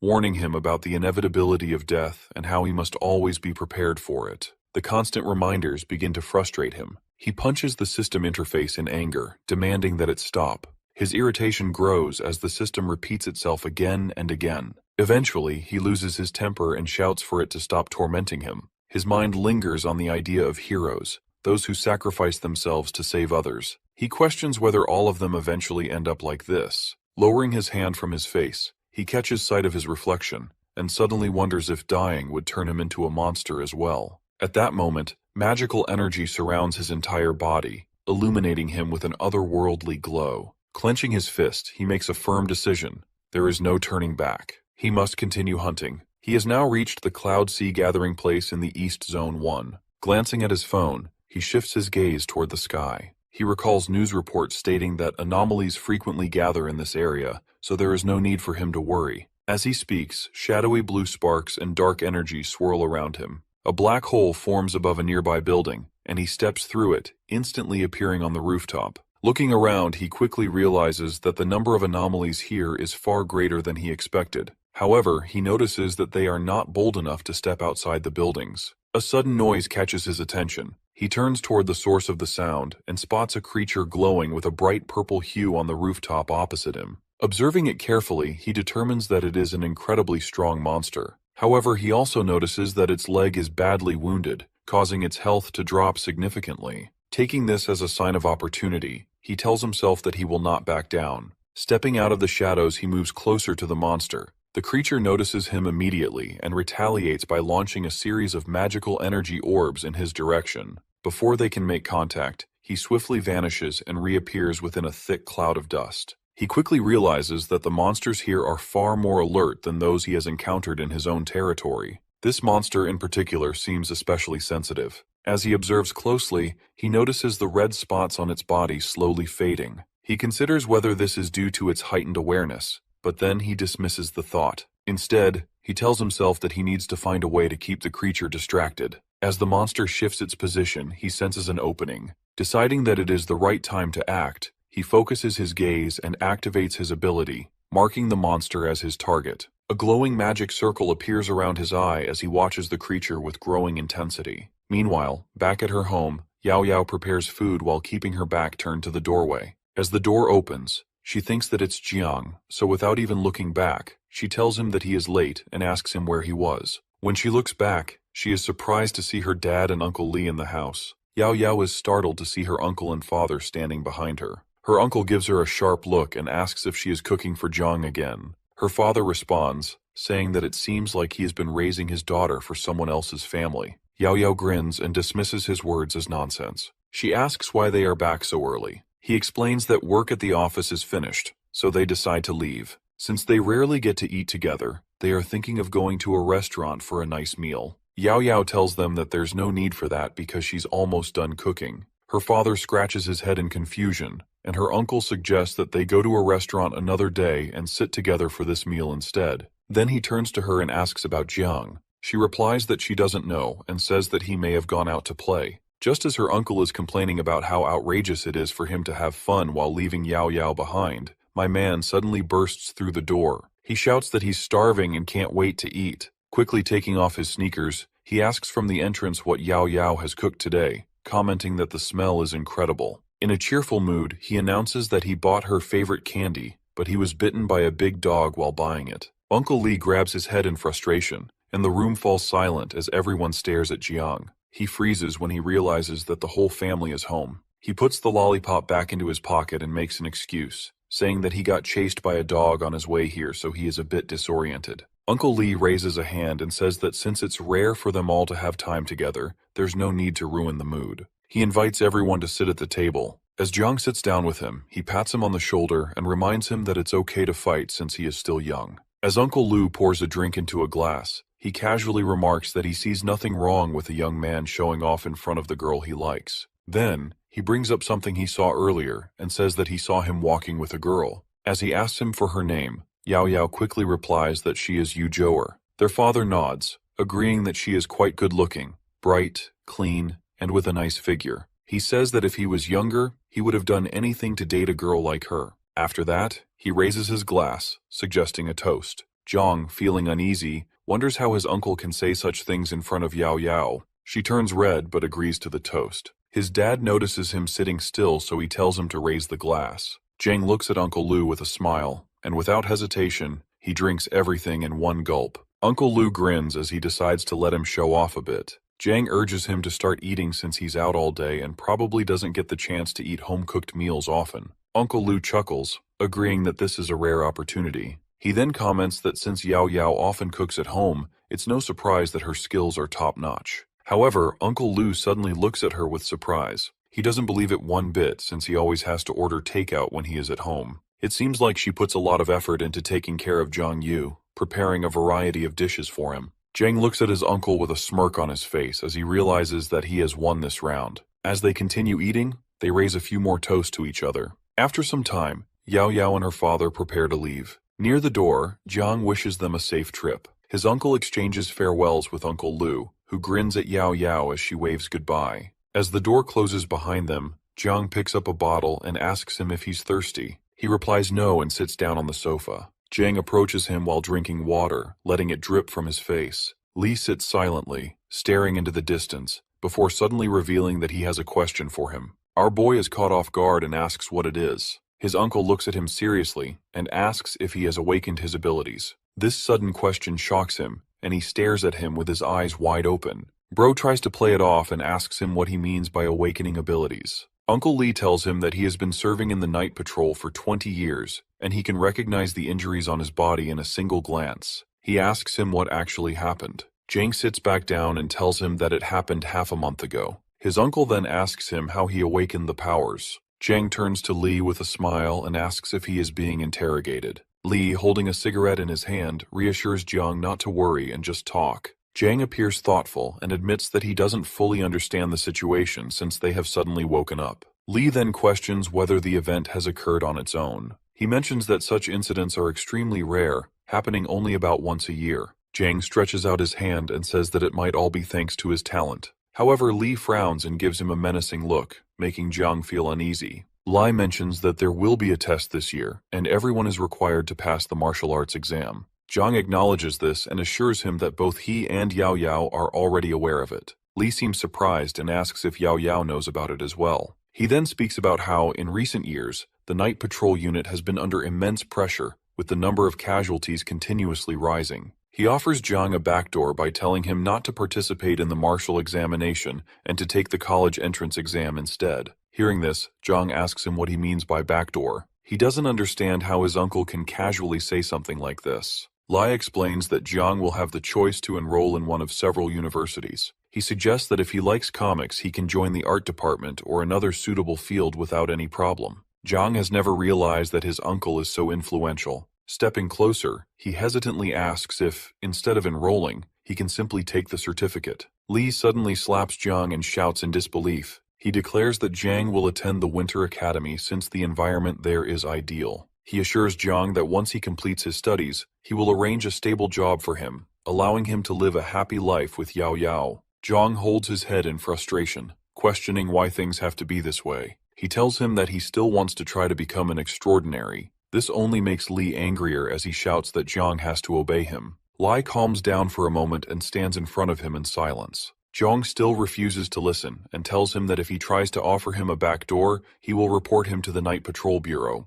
Lai makes a confused expression as he tries to comprehend what he just said. They stare at each other in tense silence before Li finally sighs and tells Jiang that he is not joking. He warns him that the world of special individuals is far more dangerous than he can imagine, and he should focus on his studies while letting him handle everything. Jiang, however, remains firm, insisting that he is also serious about this. He points out that danger surrounds them everywhere, and besides, he can't protect them forever. A heavy silence fills the room again before Li finally looks away and exhales deeply. He tells him that he will likely regret his decision after he truly understands it. However, before his junior year, if he ever wants to change his mind, he can always reach out. Jiang asks him not to get involved in those crooked paths in the future. Hearing this, Li starts walking towards the door. As he is about to leave, Jiang suddenly calls out to him, asking him to wait. Lee turns back and questions what else he wants. Jiang then recalls something he has recently read in the information shared by Yao Yao. It states that special individuals can use all of their powers before death to prevent themselves from turning into something else. He then asks him if it is still possible for someone to transform, even after exhausting all their strength. Lai remains silent for a moment before finally confirming that such a situation can indeed occur, especially if a person possesses certain abilities or if there are external interferences. Lee asks him why he is bringing this up, to which he simply scratches his head and says that he was just curious. As Lee puts on his shoes near the exit, he reminds Jiang that if he chooses martial arts, he will eventually have to face those things. He advises him to rest early and stop fighting. Jiang agrees, saying he will listen. Before stepping out, Lee informs him that the martial arts test this year is early and will start after the Lunar New Year. Jiang asks if it will really happen so soon. Lai confirms it and tells him to prepare before finally leaving the room. We go back to the white-haired girl as she receives a notification on her phone. It informs her that the blogger she is following has uploaded a new video. Excited, she grabs her phone to check out the video. However, she also notices multiple comments from users who dismiss the video as another deception. Many believe that the night patrol uses real knives and weapons to eliminate the monsters, whereas the blogger merely relies on video editing to gain popularity. Another guy is mad that Yu has started doing brand deals. There are a total of 1847 comments, with 2.1 million likes on the video. Growing frustrated, the girl says that the number of haters has significantly increased lately. She believes they are simply jealous of Yu's skills. Annoyed by their skepticism, she hastily types an angry comment, accusing them of not understanding anything and calling them all envious. While typing the comment, she pauses for a bit and stares silently at the screen. She hopes that he is not actually a scammer and prays that it is not an apology video. As she taps on the video, a text shows up on the screen reading, "If you don't hunt, you will die." Bro actually got a banger intro for his video. This is a POV video that starts at the edge of a building. The scene amazes the girl. It feels so immersive that she thinks she is actually with him inside the video. A bright flash appears, and he suddenly jumps off the building. The girl fails to understand what is happening and screams in fear. Tears well up in her eyes as she quickly opens them again, looking around with confusion. Holding both hands out in front of her, she stares at him with uncertainty. He turns slightly, and she gazes at his face with admiration, wondering if these are truly the powers of a superhuman. He takes the full force of the attack directly on his stomach, spreading his arms as a bright flash lights up everything around him. A monster suddenly appears in front of him. Looking at the monster from this close, she can tell that it is truly extraordinary. Yu uses his spider webs to get away from the monster. Meanwhile, the girl continues watching as she thinks that it all looks too cool. Yu kicks the monster in the face with full force and follows up with several more strikes. The girl clenches her fists, thinking that this is thrilling. She wonders if she is witnessing a true battle between extraordinary abilities and alien species. Everything about it feels real, and she is certain that such events cannot be faked. Our boy jumps from the rooftop directly toward the monster, locking eyes with it. In that instant, he realizes that he truly is a fighter from the northern capital. A loud crash follows and the monster is completely destroyed. The green liquid left behind drips from Yu's hands. He stops beside the defeated creature and uses his Shadow Devour skill. The girl stands silently behind him, watching everything unfold. She wonders if he has really absorbed another being, and wonders if his spiderweb ability came from absorbing the spider he previously fought. She questions if he will gain new abilities from this. Back at home, Jung throws his clothes into the laundry basket and stands in front of a mirror. Looking at the wound on his face, he mutters that the pain is quite intense. He wraps a bandage around his torso and admits to himself that the alien species in this area are very strong. If they had not been injured, he might not have survived. Suddenly, his phone vibrates with a notification. He turns to look and sees another video from the blogger Didao, who tried exposing him earlier. The man greets his viewers and announces that today's video will once again feature Yu. He claims that this time, everything looked extremely realistic, but he was still able to identify his modifications. As he plays the video, he points out that the monster is seriously injured and explains that in this state, they become incredibly weak. This means that anyone with energy could have defeated the monster. He questions why Yu would go after such an easy target if he is truly extraordinary. Jiang watches the screen in silence before deciding to close the video and turn off his phone. He finds that guy annoying and repulsive. Lying back on the couch, he thinks about his current strength and realizes that it is still not enough to deal with first-grade alien species. His eyes suddenly open with determination as he decides to become stronger, so strong that no one will ever dare to doubt him again. Clenching his hand into a fist, he prepares himself for what lies ahead. The system displays his current characteristics, indicating that his shadow points remains at full capacity with 32 out of 32 points. He also has new abilities such as Shadow Weave, which he got from the spider, and Shadow Claw, which he got from the last monster he killed. The system rating shows that he looks strong but is actually weak. This makes him mad, and he says that it is the system's abilities that are weak. He claims that he is now 100 times stronger than his girlfriend and can even take 50 of his uncles. Despite this, he knows it is not enough. He has gained some new skills in his previous battles. Jing thought that shadow points were like experience points, but they are more similar to energy points. All of his abilities consume shadow points based on their level. Moreover, his shadow form also consumes shadow points based on his environment. If he uses that ability in the shadow world, it won't consume any points, however it will consume a small amount of points if he uses it in the real world but at night.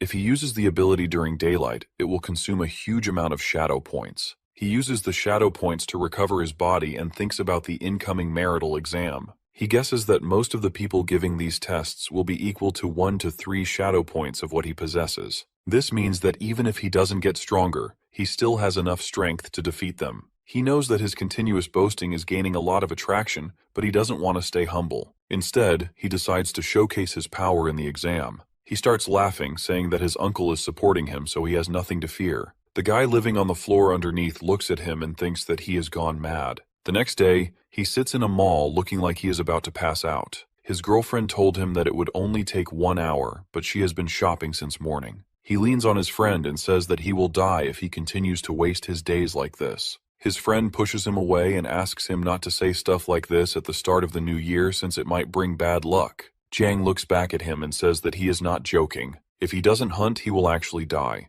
This makes his friend a bit concerned, and he asks him what he means. Jiang suddenly looks back at his girlfriend and says that it was nothing. The four of them decide to go to a restaurant to eat something. Jiang assures them that he will choose a restaurant that caters to everyone's preferences. After some time, they find themselves in a cafe with a menu filled with dishes like garlic oysters, steamed oysters, and fried onions. The girls look at it in confusion, while Yao Yao questions whether this is really the cafe that caters to everyone's preferences. The green-haired girl confirms it, but comments that the place seems more suited for male students. Zhang glances at the menu and informs the waiter that he has recently been injured and needs to recover lost energy. He orders toast, soy sauce, fried rice, and egg soup. The waiter takes note of his order and reassures him that it is a great choice. Yao Yao, with a smirk, expresses her surprise at his selection, expecting something more unique. Zhang admits that the dishes are quite ordinary, and then requests larger and fresher oysters. The waiter is shocked after hearing this and stares at him in disbelief. After some time, the waiter brings their food and wishes them an enjoyable meal. Jiang offers the food to his girlfriend, telling her that there is no need to be hungry, but she refuses it. At that moment, a message arrives on her phone, announcing that the martial arts exam has been rescheduled. The test date has been moved up, and the test will gradually begin on the 17th of February. The tests will likely end on the 20th of the same month, and the specialized training camp will open on the 25th of the same month. Her friend reacts with surprise and asks if this is really true since the martial arts exam seems mandatory. The other friend tells them that they will have to take the qualifications test after the end of the year days, which makes it more complicated and annoying. Zhang reassures them, casually patting one of them on the shoulder and remarking that their qualifications are not high enough to worry about it. The friend sarcastically thanks him for the comment. He then shares a story from his past, recalling how he was chased by a specter from the alien species when he was just 7 years old. By the time the night patrol arrived and defeated the creature, he had fallen ill and suffered many psychological disturbances as a result. With a grin, Zhang confidently declares that he could have easily fought off that member of the alien species if he was in his place. My man turned into Pinocchio. Yao Yao, unimpressed, asks him if he really thinks everyone is stupid like him. She points out that not everyone shares his confidence. Most people adopt the mentality of escape. She says that it is a good thing since the effects of the events caused by the alien species remain engraved in their hearts. All of them fall silent for a few seconds. Their table remains full of uneaten food as Zhang and Yao Yao exchange glances. Eventually, he spreads his arms and tells them that there is no need to be so serious and they should offer a toast. Before he can complete his gesture, a sudden, deafening noise erupts, causing everyone in the cafe to jump from their seats in fear. Turning toward the source of the disturbance, Yao Yao recognizes the sound as a pollution siren. The alarm means that the alien species has invaded the commercial center. Panic spreads quickly, leaving many people frozen in terror. A man shouts for everyone to evacuate, and chaos ensues as the crowd rushes toward the exits. Desperate voices beg those ahead to move faster, while others, overwhelmed with fear, cry out that the danger is already too close. Amidst the panic, only Jiang, Yao Yao, and their friends remain still, watching the unfolding situation. The guy looks at the people in worry as they try to push each other to get out. The green-haired girl looks at her phone for an update and asks them what they should do. Yao Yao, after a brief moment of thought, advises everyone to stay calm and move toward the exit in an orderly manner. Before they can move, they hear Zhang's voice telling them to move out of the way. Before she can understand, Zhang suddenly punches the wall, creating a massive hole. The unexpected action leaves everyone around them stunned, especially Yao Yao, who stands there and watches it in shock. Zhang waves at her and asks why she is still standing there. They need to run. Without hesitation, the group rushes toward the new exit, hastily created by his own hands. Moving carefully, he scans the surroundings when he spots someone running in the opposite direction. The person shouts an alarm, insisting that someone else is there, before disappearing into the crowd. A bright red glow flickers, setting off a wave of unease. Zhang immediately realizes the monster is nearby. With so many people around, turning into his shadow form here would expose everything. Without thinking, he grabs Yao Yao's hand, pulling her along. Panic spreads through the crowd, and gasps of fear fill the air as people struggle to catch their breath. A voice yells for them to run, but Yao Yao hesitates, questioning how the alien species were able to breach the commercial center, as the defense forces were supposed to be close by. Zhang shakes his head, saying it's too late to think about that now, they just have to escape. He says that they are lucky as the people were able to evacuate, otherwise they could have had a major massacre inside the commercial center. Pointing to the side, he signals the way out. As the group reaches the exit, he suddenly stops. With a panicked expression, he tells everyone to hold on to him tightly as the place is about to collapse. Before anyone can react, the entire place crumbles and they all scream in terror. They grasp onto each other, but it's too late. Together they all fall down.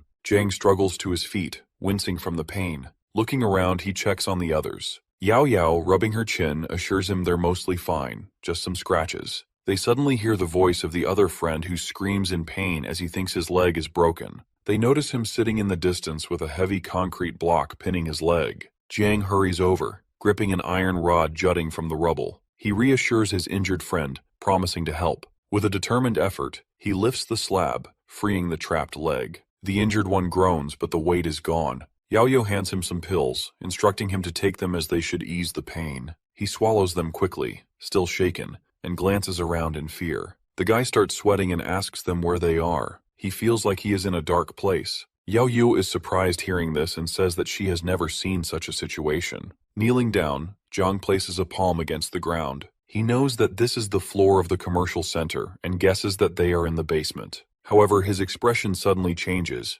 Something feels wrong. As dark energy swirls around his hand, he recognizes something. This sensation, it's too familiar. His breath catches. He thinks to himself, if they have all been pulled into the shadow layer. All around them, voices of distress fill the air. People cry out, some injured, others simply terrified. A small girl clings to her father while crying. The father soothes her, assuring her that the night patrol will come to their rescue. Zhang gets worried looking at all this. He knows that this is bad since too many people are trapped inside the shadow layer. There is no way to move within the shadow layer, which means the night patrol will take longer to arrive. If they stay here for a long time, even if they aren't attacked by the alien species, the pollution here can kill them. He knows that he has to get everyone out of here quickly. Thinking fast, he turns to Yao Yao and asks if she is wearing the watch given to her by her dad. Her eyes widen as she looks at the watch and she tells him that she forgot about it. The entire group gets a new ray of hope and they all start smiling. Pressing a button, she explains that the device can send a distress signal, which will alert the night patrol division. The green-haired girl gets a bit too excited and says that Yao Yao has saved them with her intelligence. Even as the others celebrate, Zhang remains deep in thought. He isn't sure if the signal will speed up the rescue. Still, the watch should fend off the pollution for a while. The alien species may attack them at any moment now, so he can't lower his guard. Just as he prepares to activate his shadow abilities, the floor shakes violently. A new wave of terror surges through everyone as monstrous figures emerge from the darkness. Jiang looks at the creatures as he realizes that they have finally arrived. The shaking gets more tense and his friends start to scream in panic. He, on the other hand, remains calm and stares directly at the aliens with a smirk. After the smoke clears, Yao Yao starts coughing. She calls out for her friends, asking them where they are. The green-haired friend quickly moves to her side, steadying her shoulders, reassuring her that she's here. Through the swirling smoke, the other friend calls out to them and asks them where they are. Yao Yao continues searching for Jiang and calls out his name. Suddenly her friend gasps and points to a huge crack in the ground. Yao Yao's heart pounds as she asks her if he really fell down there. Destruction surrounds them, debris scattered in every direction. The white-haired girl, struggling to move, crawls out from beneath the rubble. Sitting on the ground, she looks around in confusion, trying to recall what happened. As she touches her head, the memories come rushing back. She had gone out shopping with Xiaoya when the alarm suddenly sounded, causing everyone to panic and run. Turning side to side, she desperately calls out for her friend. Her hand unexpectedly bumps into something. When she looks, her breath catches. Xiaoya's mutilated body lies beside her. A tremor runs through her and tears well up in her eyes. She stammers, struggling to process the sight, unable to believe what she is seeing. At that moment, a dark figure appears behind her. A claw swings toward her, and as she turns, realization strikes. This is how she dies. The thought of facing death in such a way never crossed her mind. She once believed such terrifying moments belonged only in films. She thinks to herself that if she was a movie heroine, the hero would rush to save her, or at least someone would try to help her. However, that is impossible since this is reality and no one is coming to save her. In the real world, there are no heroes. Bracing herself for the inevitable, she closes her eyes.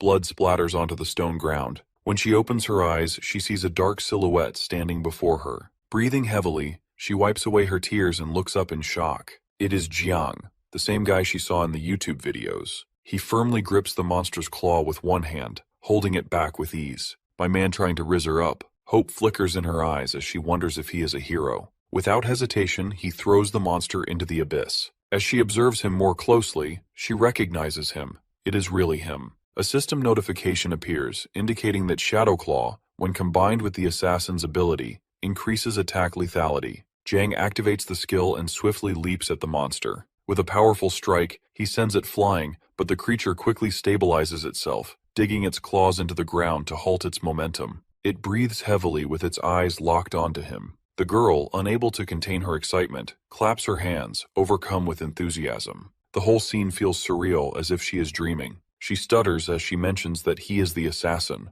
Zhongyu notices her excitement, and before he can react, she rushes to him, snapping photos and eagerly grabbing his hand. She expresses her admiration, telling him how she has watched all his videos and finds him incredibly impressive. However, he calls her a little girl and tells her that her stockings and dress are all torn apart. Realizing this, she hesitates before stepping back, suddenly self-conscious. She asks if her appearance bothers him. He quickly reassures her that it is nothing, but she playfully insists that if he dislikes it, she can always go home and change into something better. Our boy gets a bit carried away and asks her if the dress will be made of silk. The girl tells him not to focus on the silk as she will also bring him some spicy chicken. Meanwhile, the monster, watching their exchange, grows impatient, letting out a menacing growl. Noticing this, Zhang's expression turns serious. He tells her that they can discuss the details of the dress later. With a sudden shift in demeanor, he leaps forward, declaring that the hunt has begun. The monster, looking around in confusion,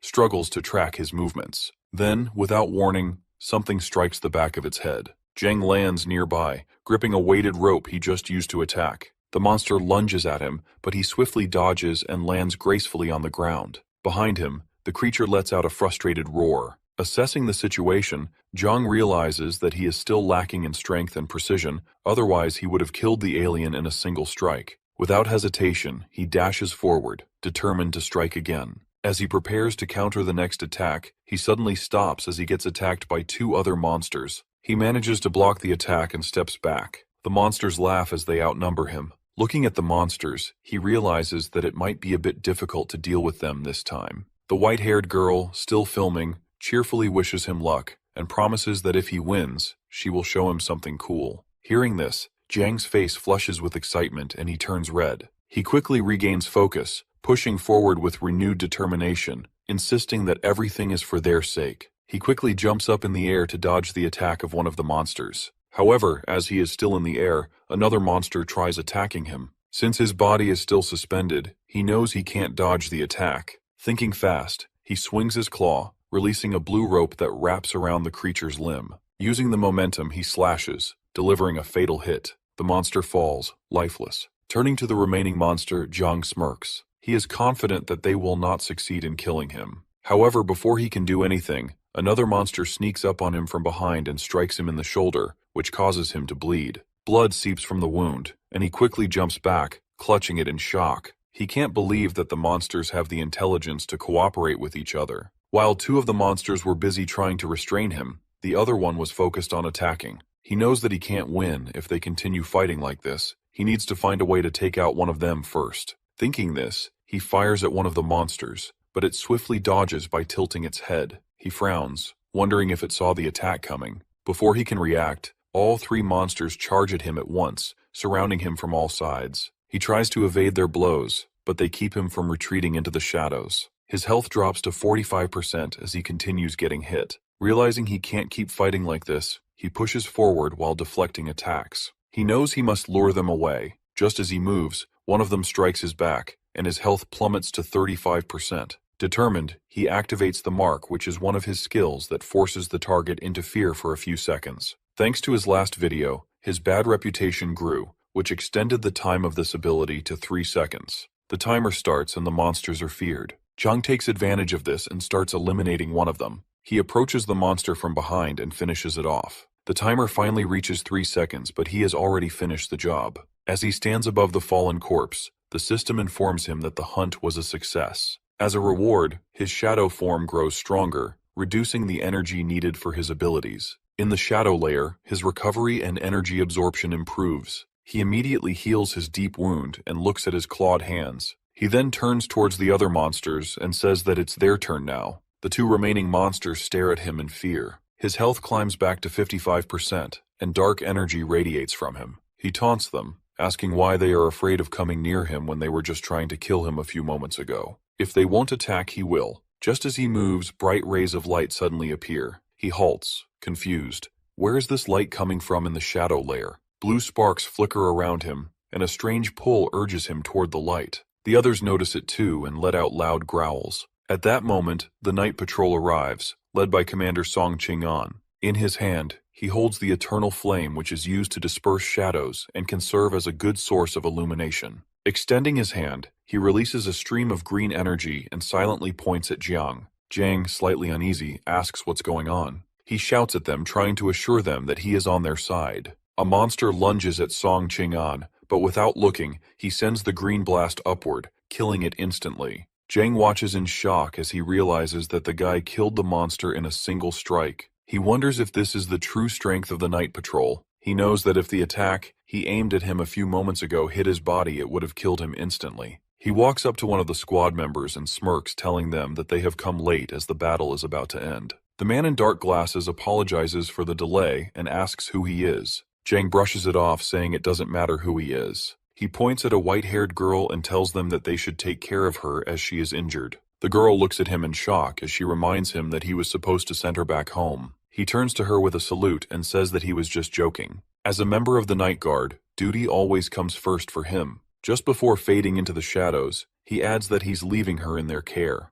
The girl calls him by his online name and urges him to stop, but he's already gone. Ching-an asks one of his guys if they have anyone by that name on record. The man explains that Yu is well known on a certain platform. He wields shadow abilities but isn't particularly strong, likely just a level 1. Ching-an doesn't believe this. He says that he has a flame in his hand and asks the guy if there can be any shadows nearby. Moreover, he vanished in front of everyone, which is not something someone at level 1 can do. Looking down at the sobbing girl, he decides to send her back for now. After that, they will start investigating Yu properly. Meanwhile, Yao Yao, making her way through the battlefield, anxiously calls out for Jiang. She shines a light from her watch, stammering as she hopes that nothing bad has happened to him. Suddenly, his voice breaks the silence as he calls out to her from behind. She turns, startled, and sees him buried under a pile of stones. He weakly calls for help, saying that he can feel the tightness in his chest, and that he can't breathe. Rushing over, she reassures him,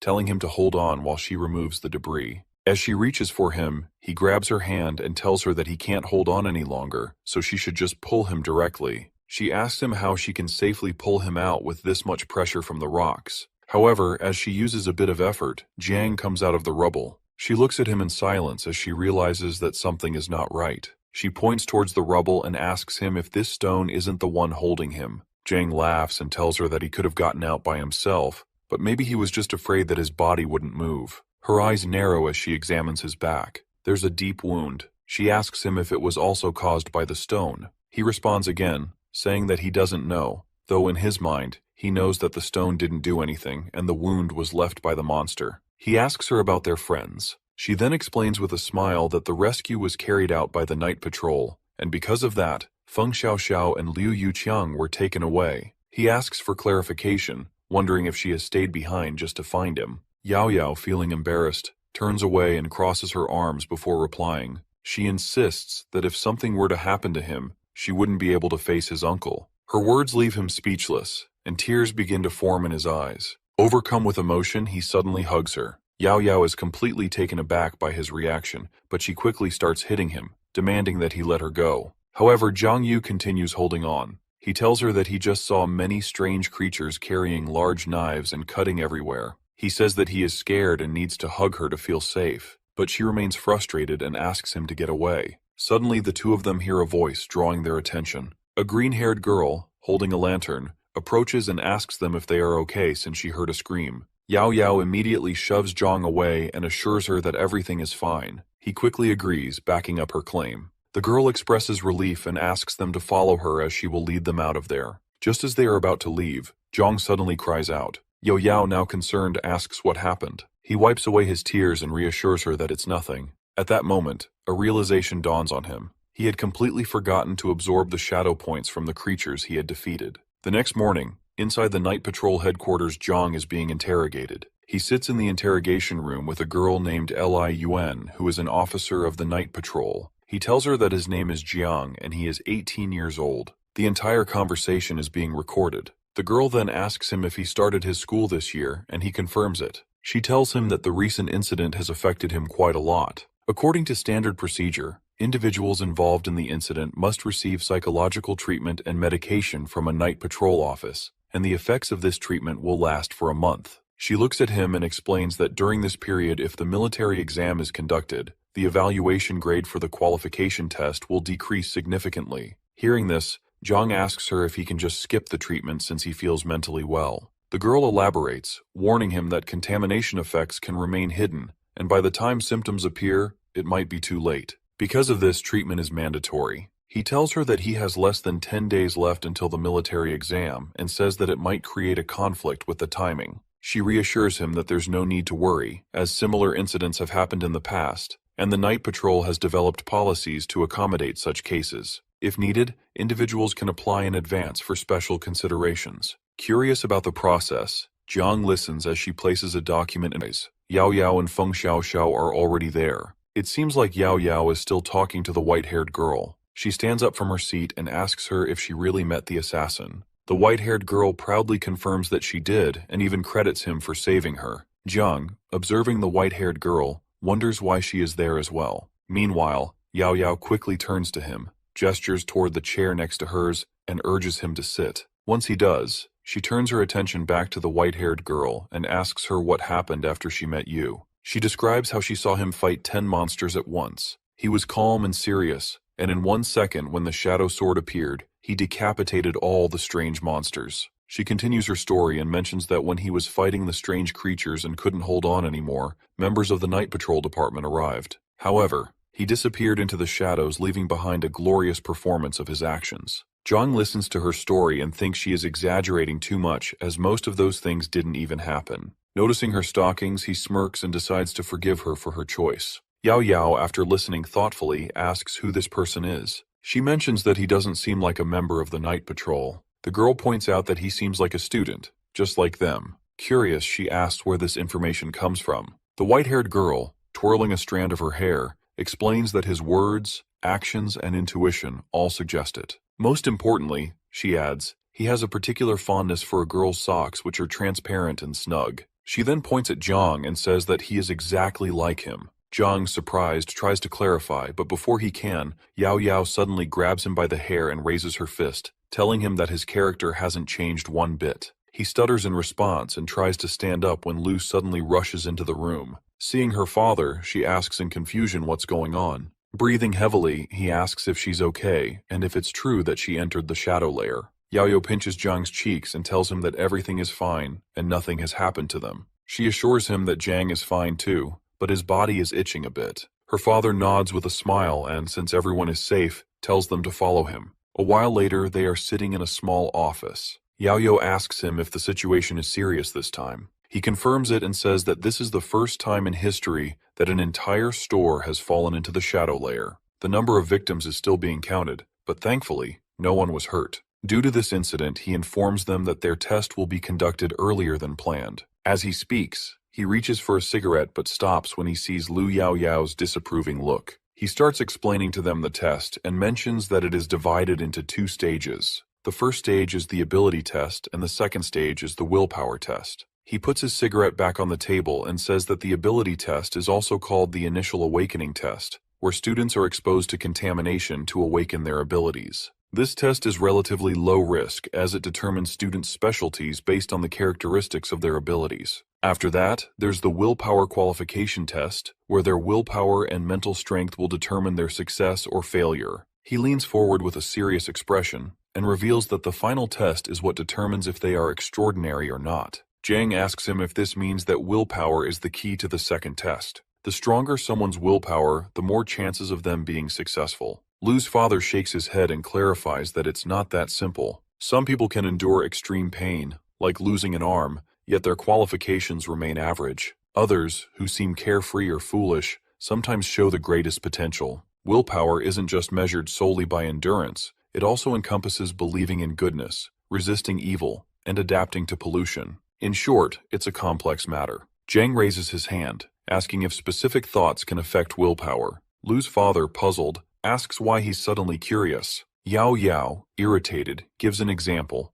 What if someone constantly thinks about a girl's legs? Zhang, embarrassed, realizes she is talking about him. Lu's father, ignoring the joke, explains that it only has a slight effect on willpower. The thoughts of a person relating to integrity don't have a significant positive impact on positive outcomes. On the other hand, if someone has negative thoughts and their heart is steeped in evil, the test results will be nothing but bad. Zhang, suddenly worried, asks why that is. Lu's father sternly replies that evil thoughts attract evil. Negative emotions contribute to pollution, and if left unchecked for too long, the corruption becomes overwhelming. If they have negativity in their hearts, they must find a way to release it. Suppressing them within will only lead to confusion, and there is no remarks that they simply want to live a peaceful life. But after the test, significant changes are likely to occur.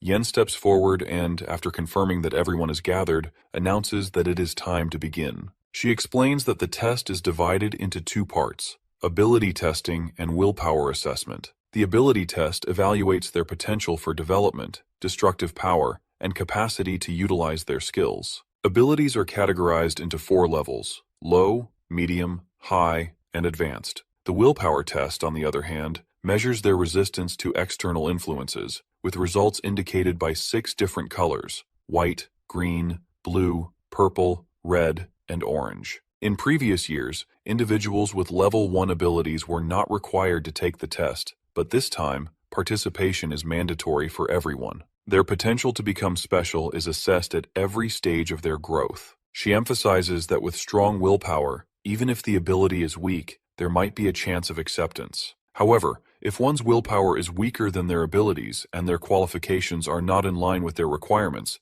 they will only be able to work in the civil service. With that, she shuts the folder with a decisive motion and instructs them to follow her outside. As all the applicants wait in the room, Jiang, standing by the glass, notices a man in the next room standing beside a covered object. Suddenly, a loud voice from the speakers calls Xiao Xiao and instructs her to step forward into the room. Startled, she responds hesitantly before stepping forward. As the doors open, the voice reassures her that there is nothing to worry about. She looks back at her friends with a worried expression and decides to move forward, saying that she is ready. As she enters the room, she meets the man standing next to that strange object. Those in the waiting area press against the glass, watching closely. Without warning, the man pulls away the cloth, revealing a massive, sparkling diamond. He then signals for the test to begin. The light above the entrance switches from green to red, and the room darkens. Yuqian wonders what they are doing and asks if it is really necessary for them to turn off the lights for the test. Yao Yao, also observing carefully, speculates that this is a test of willpower. Meanwhile, Zhang stares in silence as he thinks to himself how familiar he has gotten with the darkness. He has been spending a lot of time in the shadow layer. In the dimly lit room, Xiao Xiao stands still,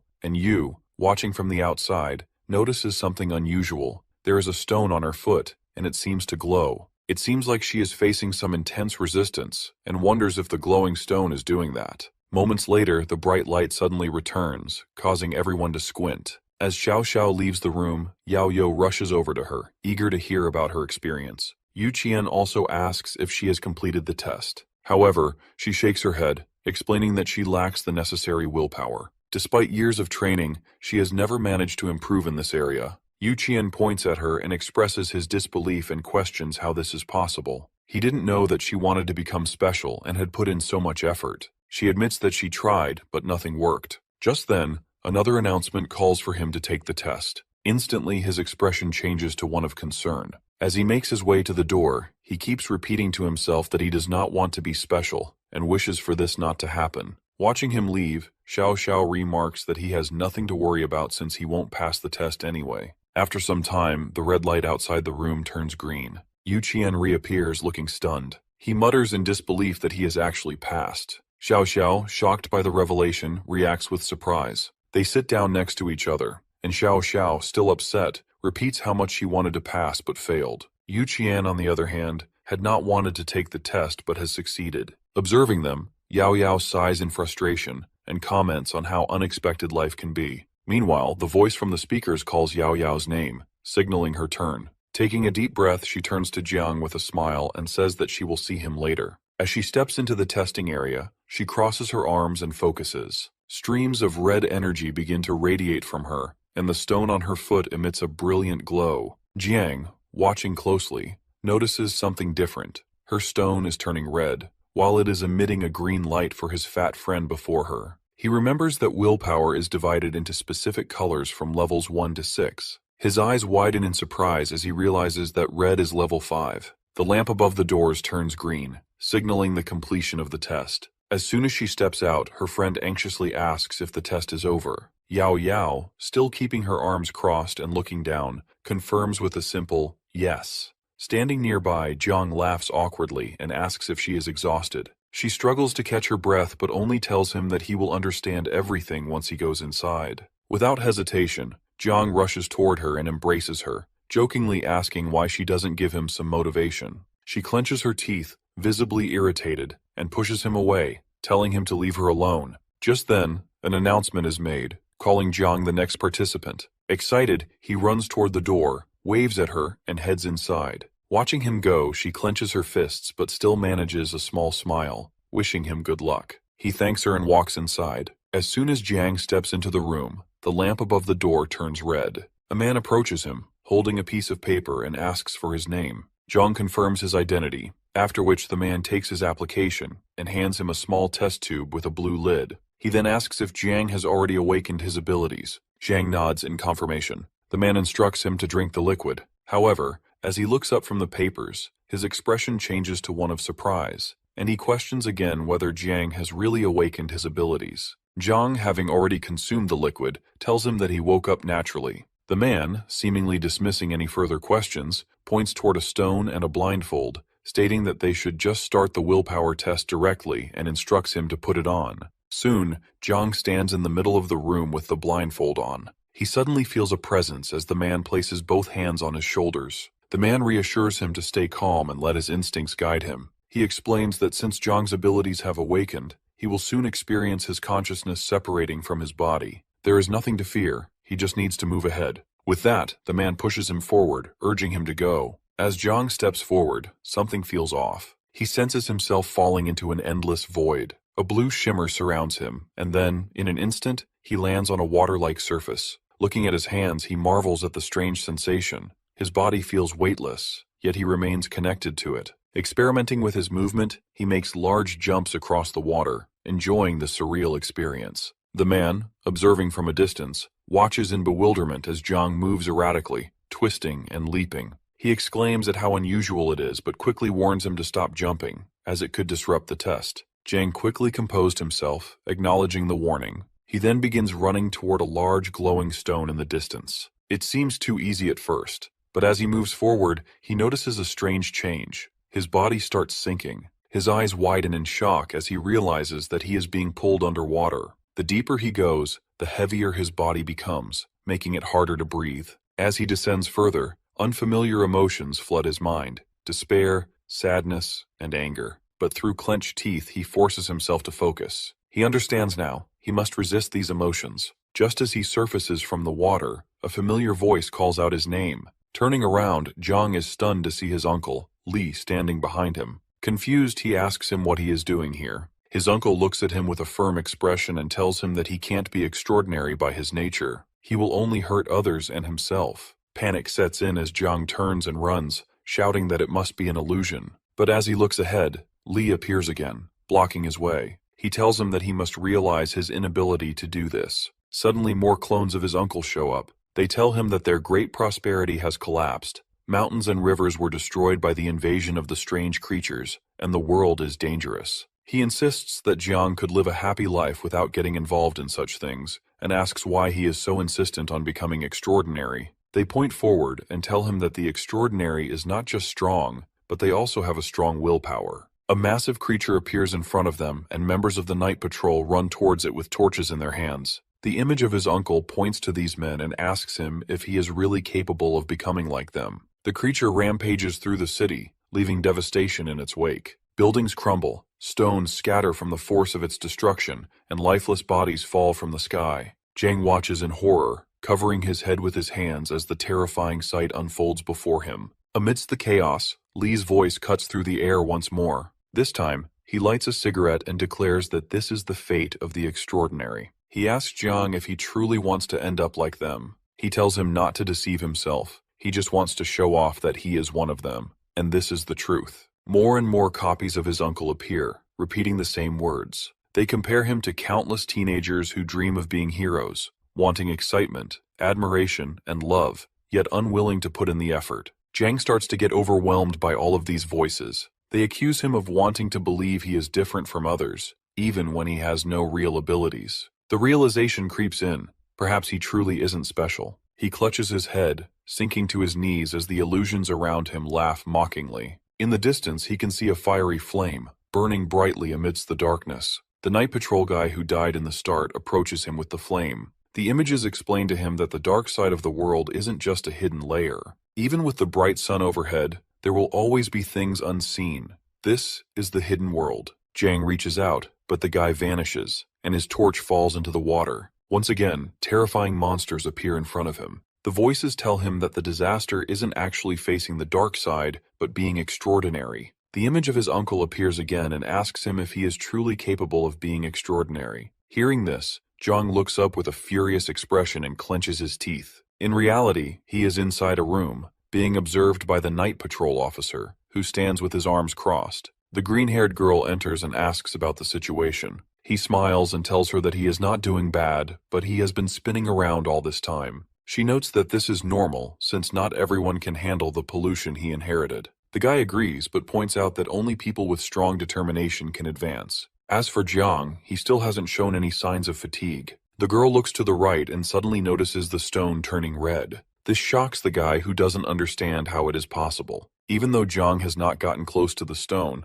it has already started glowing red. The guy stares at him in disbelief as he can't believe that he has already reached level 5 with that distance. The girl touches his shoulder and wonders if this could be a rank 6 situation. He frowns and tells her that he is not sure, since only 15 people have been able to reach that level so far. Jiang steps forward, and the guy watches, unable to comprehend what's happening. As Jiang gets closer, the light seems to be fading. He quickly asks the girl to check his wristband for any errors. The girl assures him that the data is correct. The guy is still in disbelief, since the closer Jiang moves to the stone, the stronger his willpower should be. However, with each step, it seems like his willpower is getting weaker. Jiang continues moving cautiously, reaching out toward the stone. The guy, still confused, questions if this is some kind of joke. Even someone at rank 6 shouldn't be able to do this. Yet, at that moment, Jiang finally places his hand on the stone. A bright yellow light radiates from it, and a black vortex appears in the sky. A voice echoes in Jiang's mind, telling him that he shouldn't seek to be special. He should think about his life, his friends, and the people he cares about. Suddenly, Yao Yao appears before him, offering her hand with a warm smile. He takes it, and the voice reminds him that this is where he belongs. Jiang finally talks to the voice and says it is enough. The illusion shatters and he is back in the room. He comments that it was talking in his ear and wonders if it was part of the test. He smiles and wishes that he at least should have been offered all the girls. Inside that strange vortex, he starts walking towards his uncle, who now seems a bit anxious. Jiang admits that at first he was a bit scared and even a bit resentful. At first, he only wanted to be seen as a hero, without truly caring about anything else. But in this world, there are no superheroes, only ordinary people who succeed through their dedication and hard work. It is thanks to their silent efforts that led to the peace and stability they enjoy today. He reaches out to grab the torch and mentions that he has already enjoyed peace once before. The entire atmosphere lights up as Jiang says that this time, he doesn't want to hide under others' shelter anymore. He raises the flame and announces that he wants to become the eternal flame for others. His uncle stares at him in shock as he claims that he wants to light up the darkness. The scene changes to the office where Lu's assistant approaches him with documents, reporting that the ground collapse incident had affected the 2nd, 3rd, and 4th floors of the shopping center. The 5th floor was also damaged, though not entirely. About 850 people were involved. 700 were trapped in the shadow layer. Over 650 have been rescued, and the recuse operation is still ongoing. Meanwhile, a group of 30 students who are about to take a self-defense arts exam will be divided into multiple batches for early screening, followed by immediate elimination of pollution by using light. Lu turns to the guy sitting on the chair and asks him about the pollution assessment department. The guy tells him that the results have already come out, and he has sent the image to him. The report details the presence of shadow creatures with the codename Yu Ling, classified as pollution level 1. The 3 spirits share similar structures, including bones and many artificial traces. Lu's expression changes to shock as the guy reveals that these artificial traces point to them being transformed from humans. The assistant yells in disbelief that this is not possible since the transformation and pollution process varies from person to person and takes various directions. He mentions that it is almost impossible to have 3 incredibly similar transformed beings. Lighting a cigarette, Lu walks to the window and says that someone significant has developed something. He looks outside and says that the people lurking in the shadows can no longer remain hidden. Just then, a bright beam of light appears before him, making him pause in confusion. His cigarette slips from his mouth as he realizes that this light is coming from the extraordinary test room. Rushing toward the testing room, he pushes through the crowd, muttering apologies as he moves past people. He knows that the highest result in the willpower test has always been an orange light. There has never been any mention of gold. As he reaches the room and opens the door, he notices a group of people with confused expressions. The green-haired girl points to the test room and says the name Jiang. Lu's expression twists in shock as his gaze fixes on the brilliant golden light radiating from Jiang's hand. He opens his eyes and turns to see all his friends watching in silence. Later, Lu finds him in the restroom, hands him a bottle of water, and urges him to drink. Jiang accepts it with gratitude and asks about Yao Yao and the others.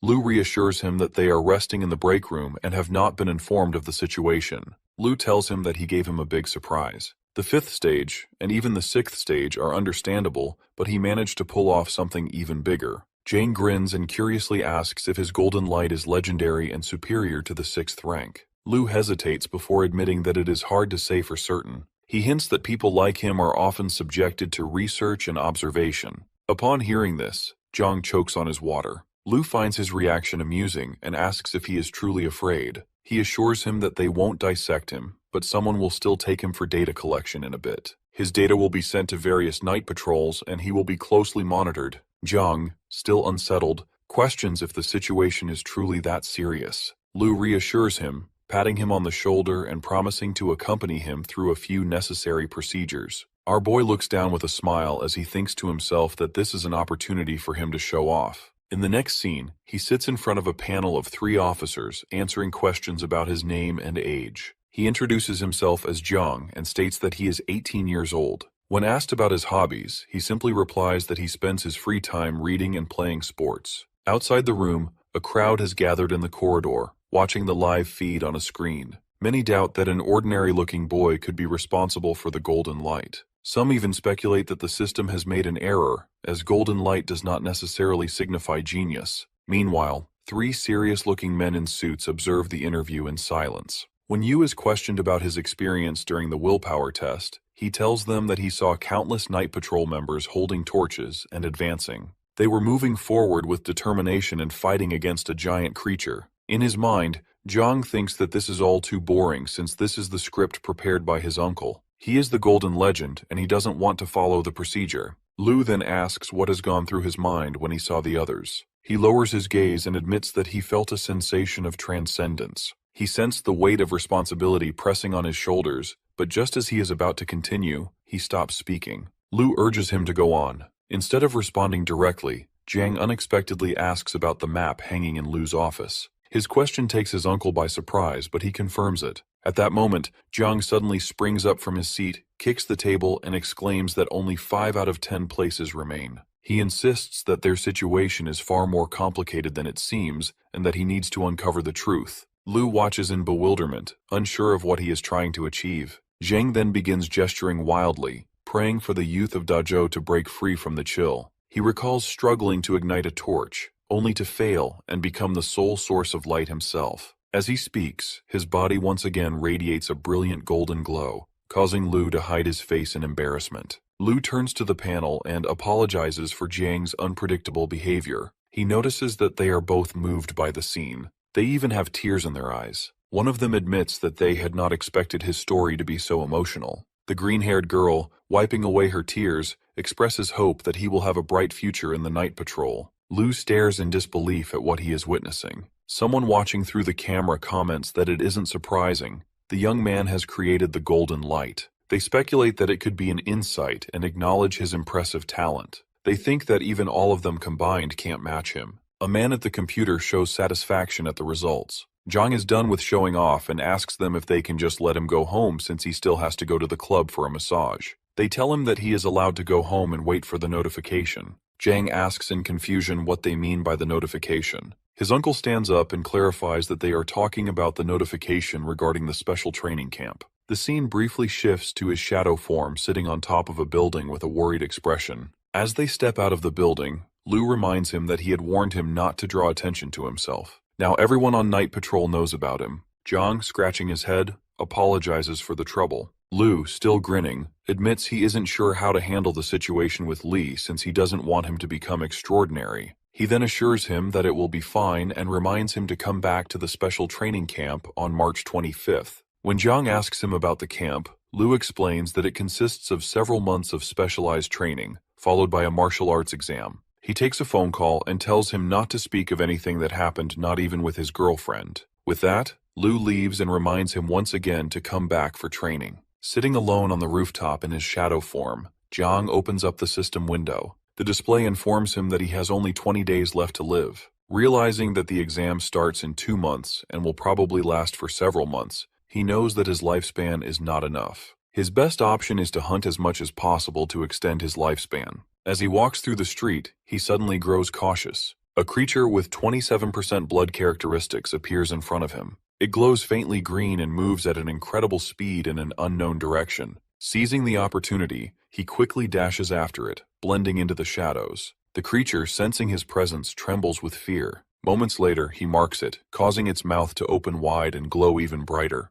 Without hesitation, he lunges forward and strikes, unleashing his technique. His magical energy tears into the creature. The system window updates, revealing that the monster is severely wounded and struggling to escape. But it has no chance. Its life ends, and the system registers the successful hunt. His remaining lifespan increases to 22 days, his combat skills improve, and he gains additional shadow points. He exhales in relief as he realizes that he got lucky. Even though he doesn't like scavenging, he thinks that he would have been a fool to not take this one. Suddenly, a voice calls out from behind. Turning cautiously, he sees a man standing in the shadows. The man, wearing a red helmet, demands to know where his creature is. Uneasy, Zhang tries to formulate a response as he is absorbing the shadow points from the creature. The man then pulls out a club and steps forward aggressively, accusing him of being a thief. Confused, Zhang asks what he means. The man, however, insists that he has stolen something from him. Jiang flinches as the man approaches him, but for some reason, he stops. A realization dawns on him.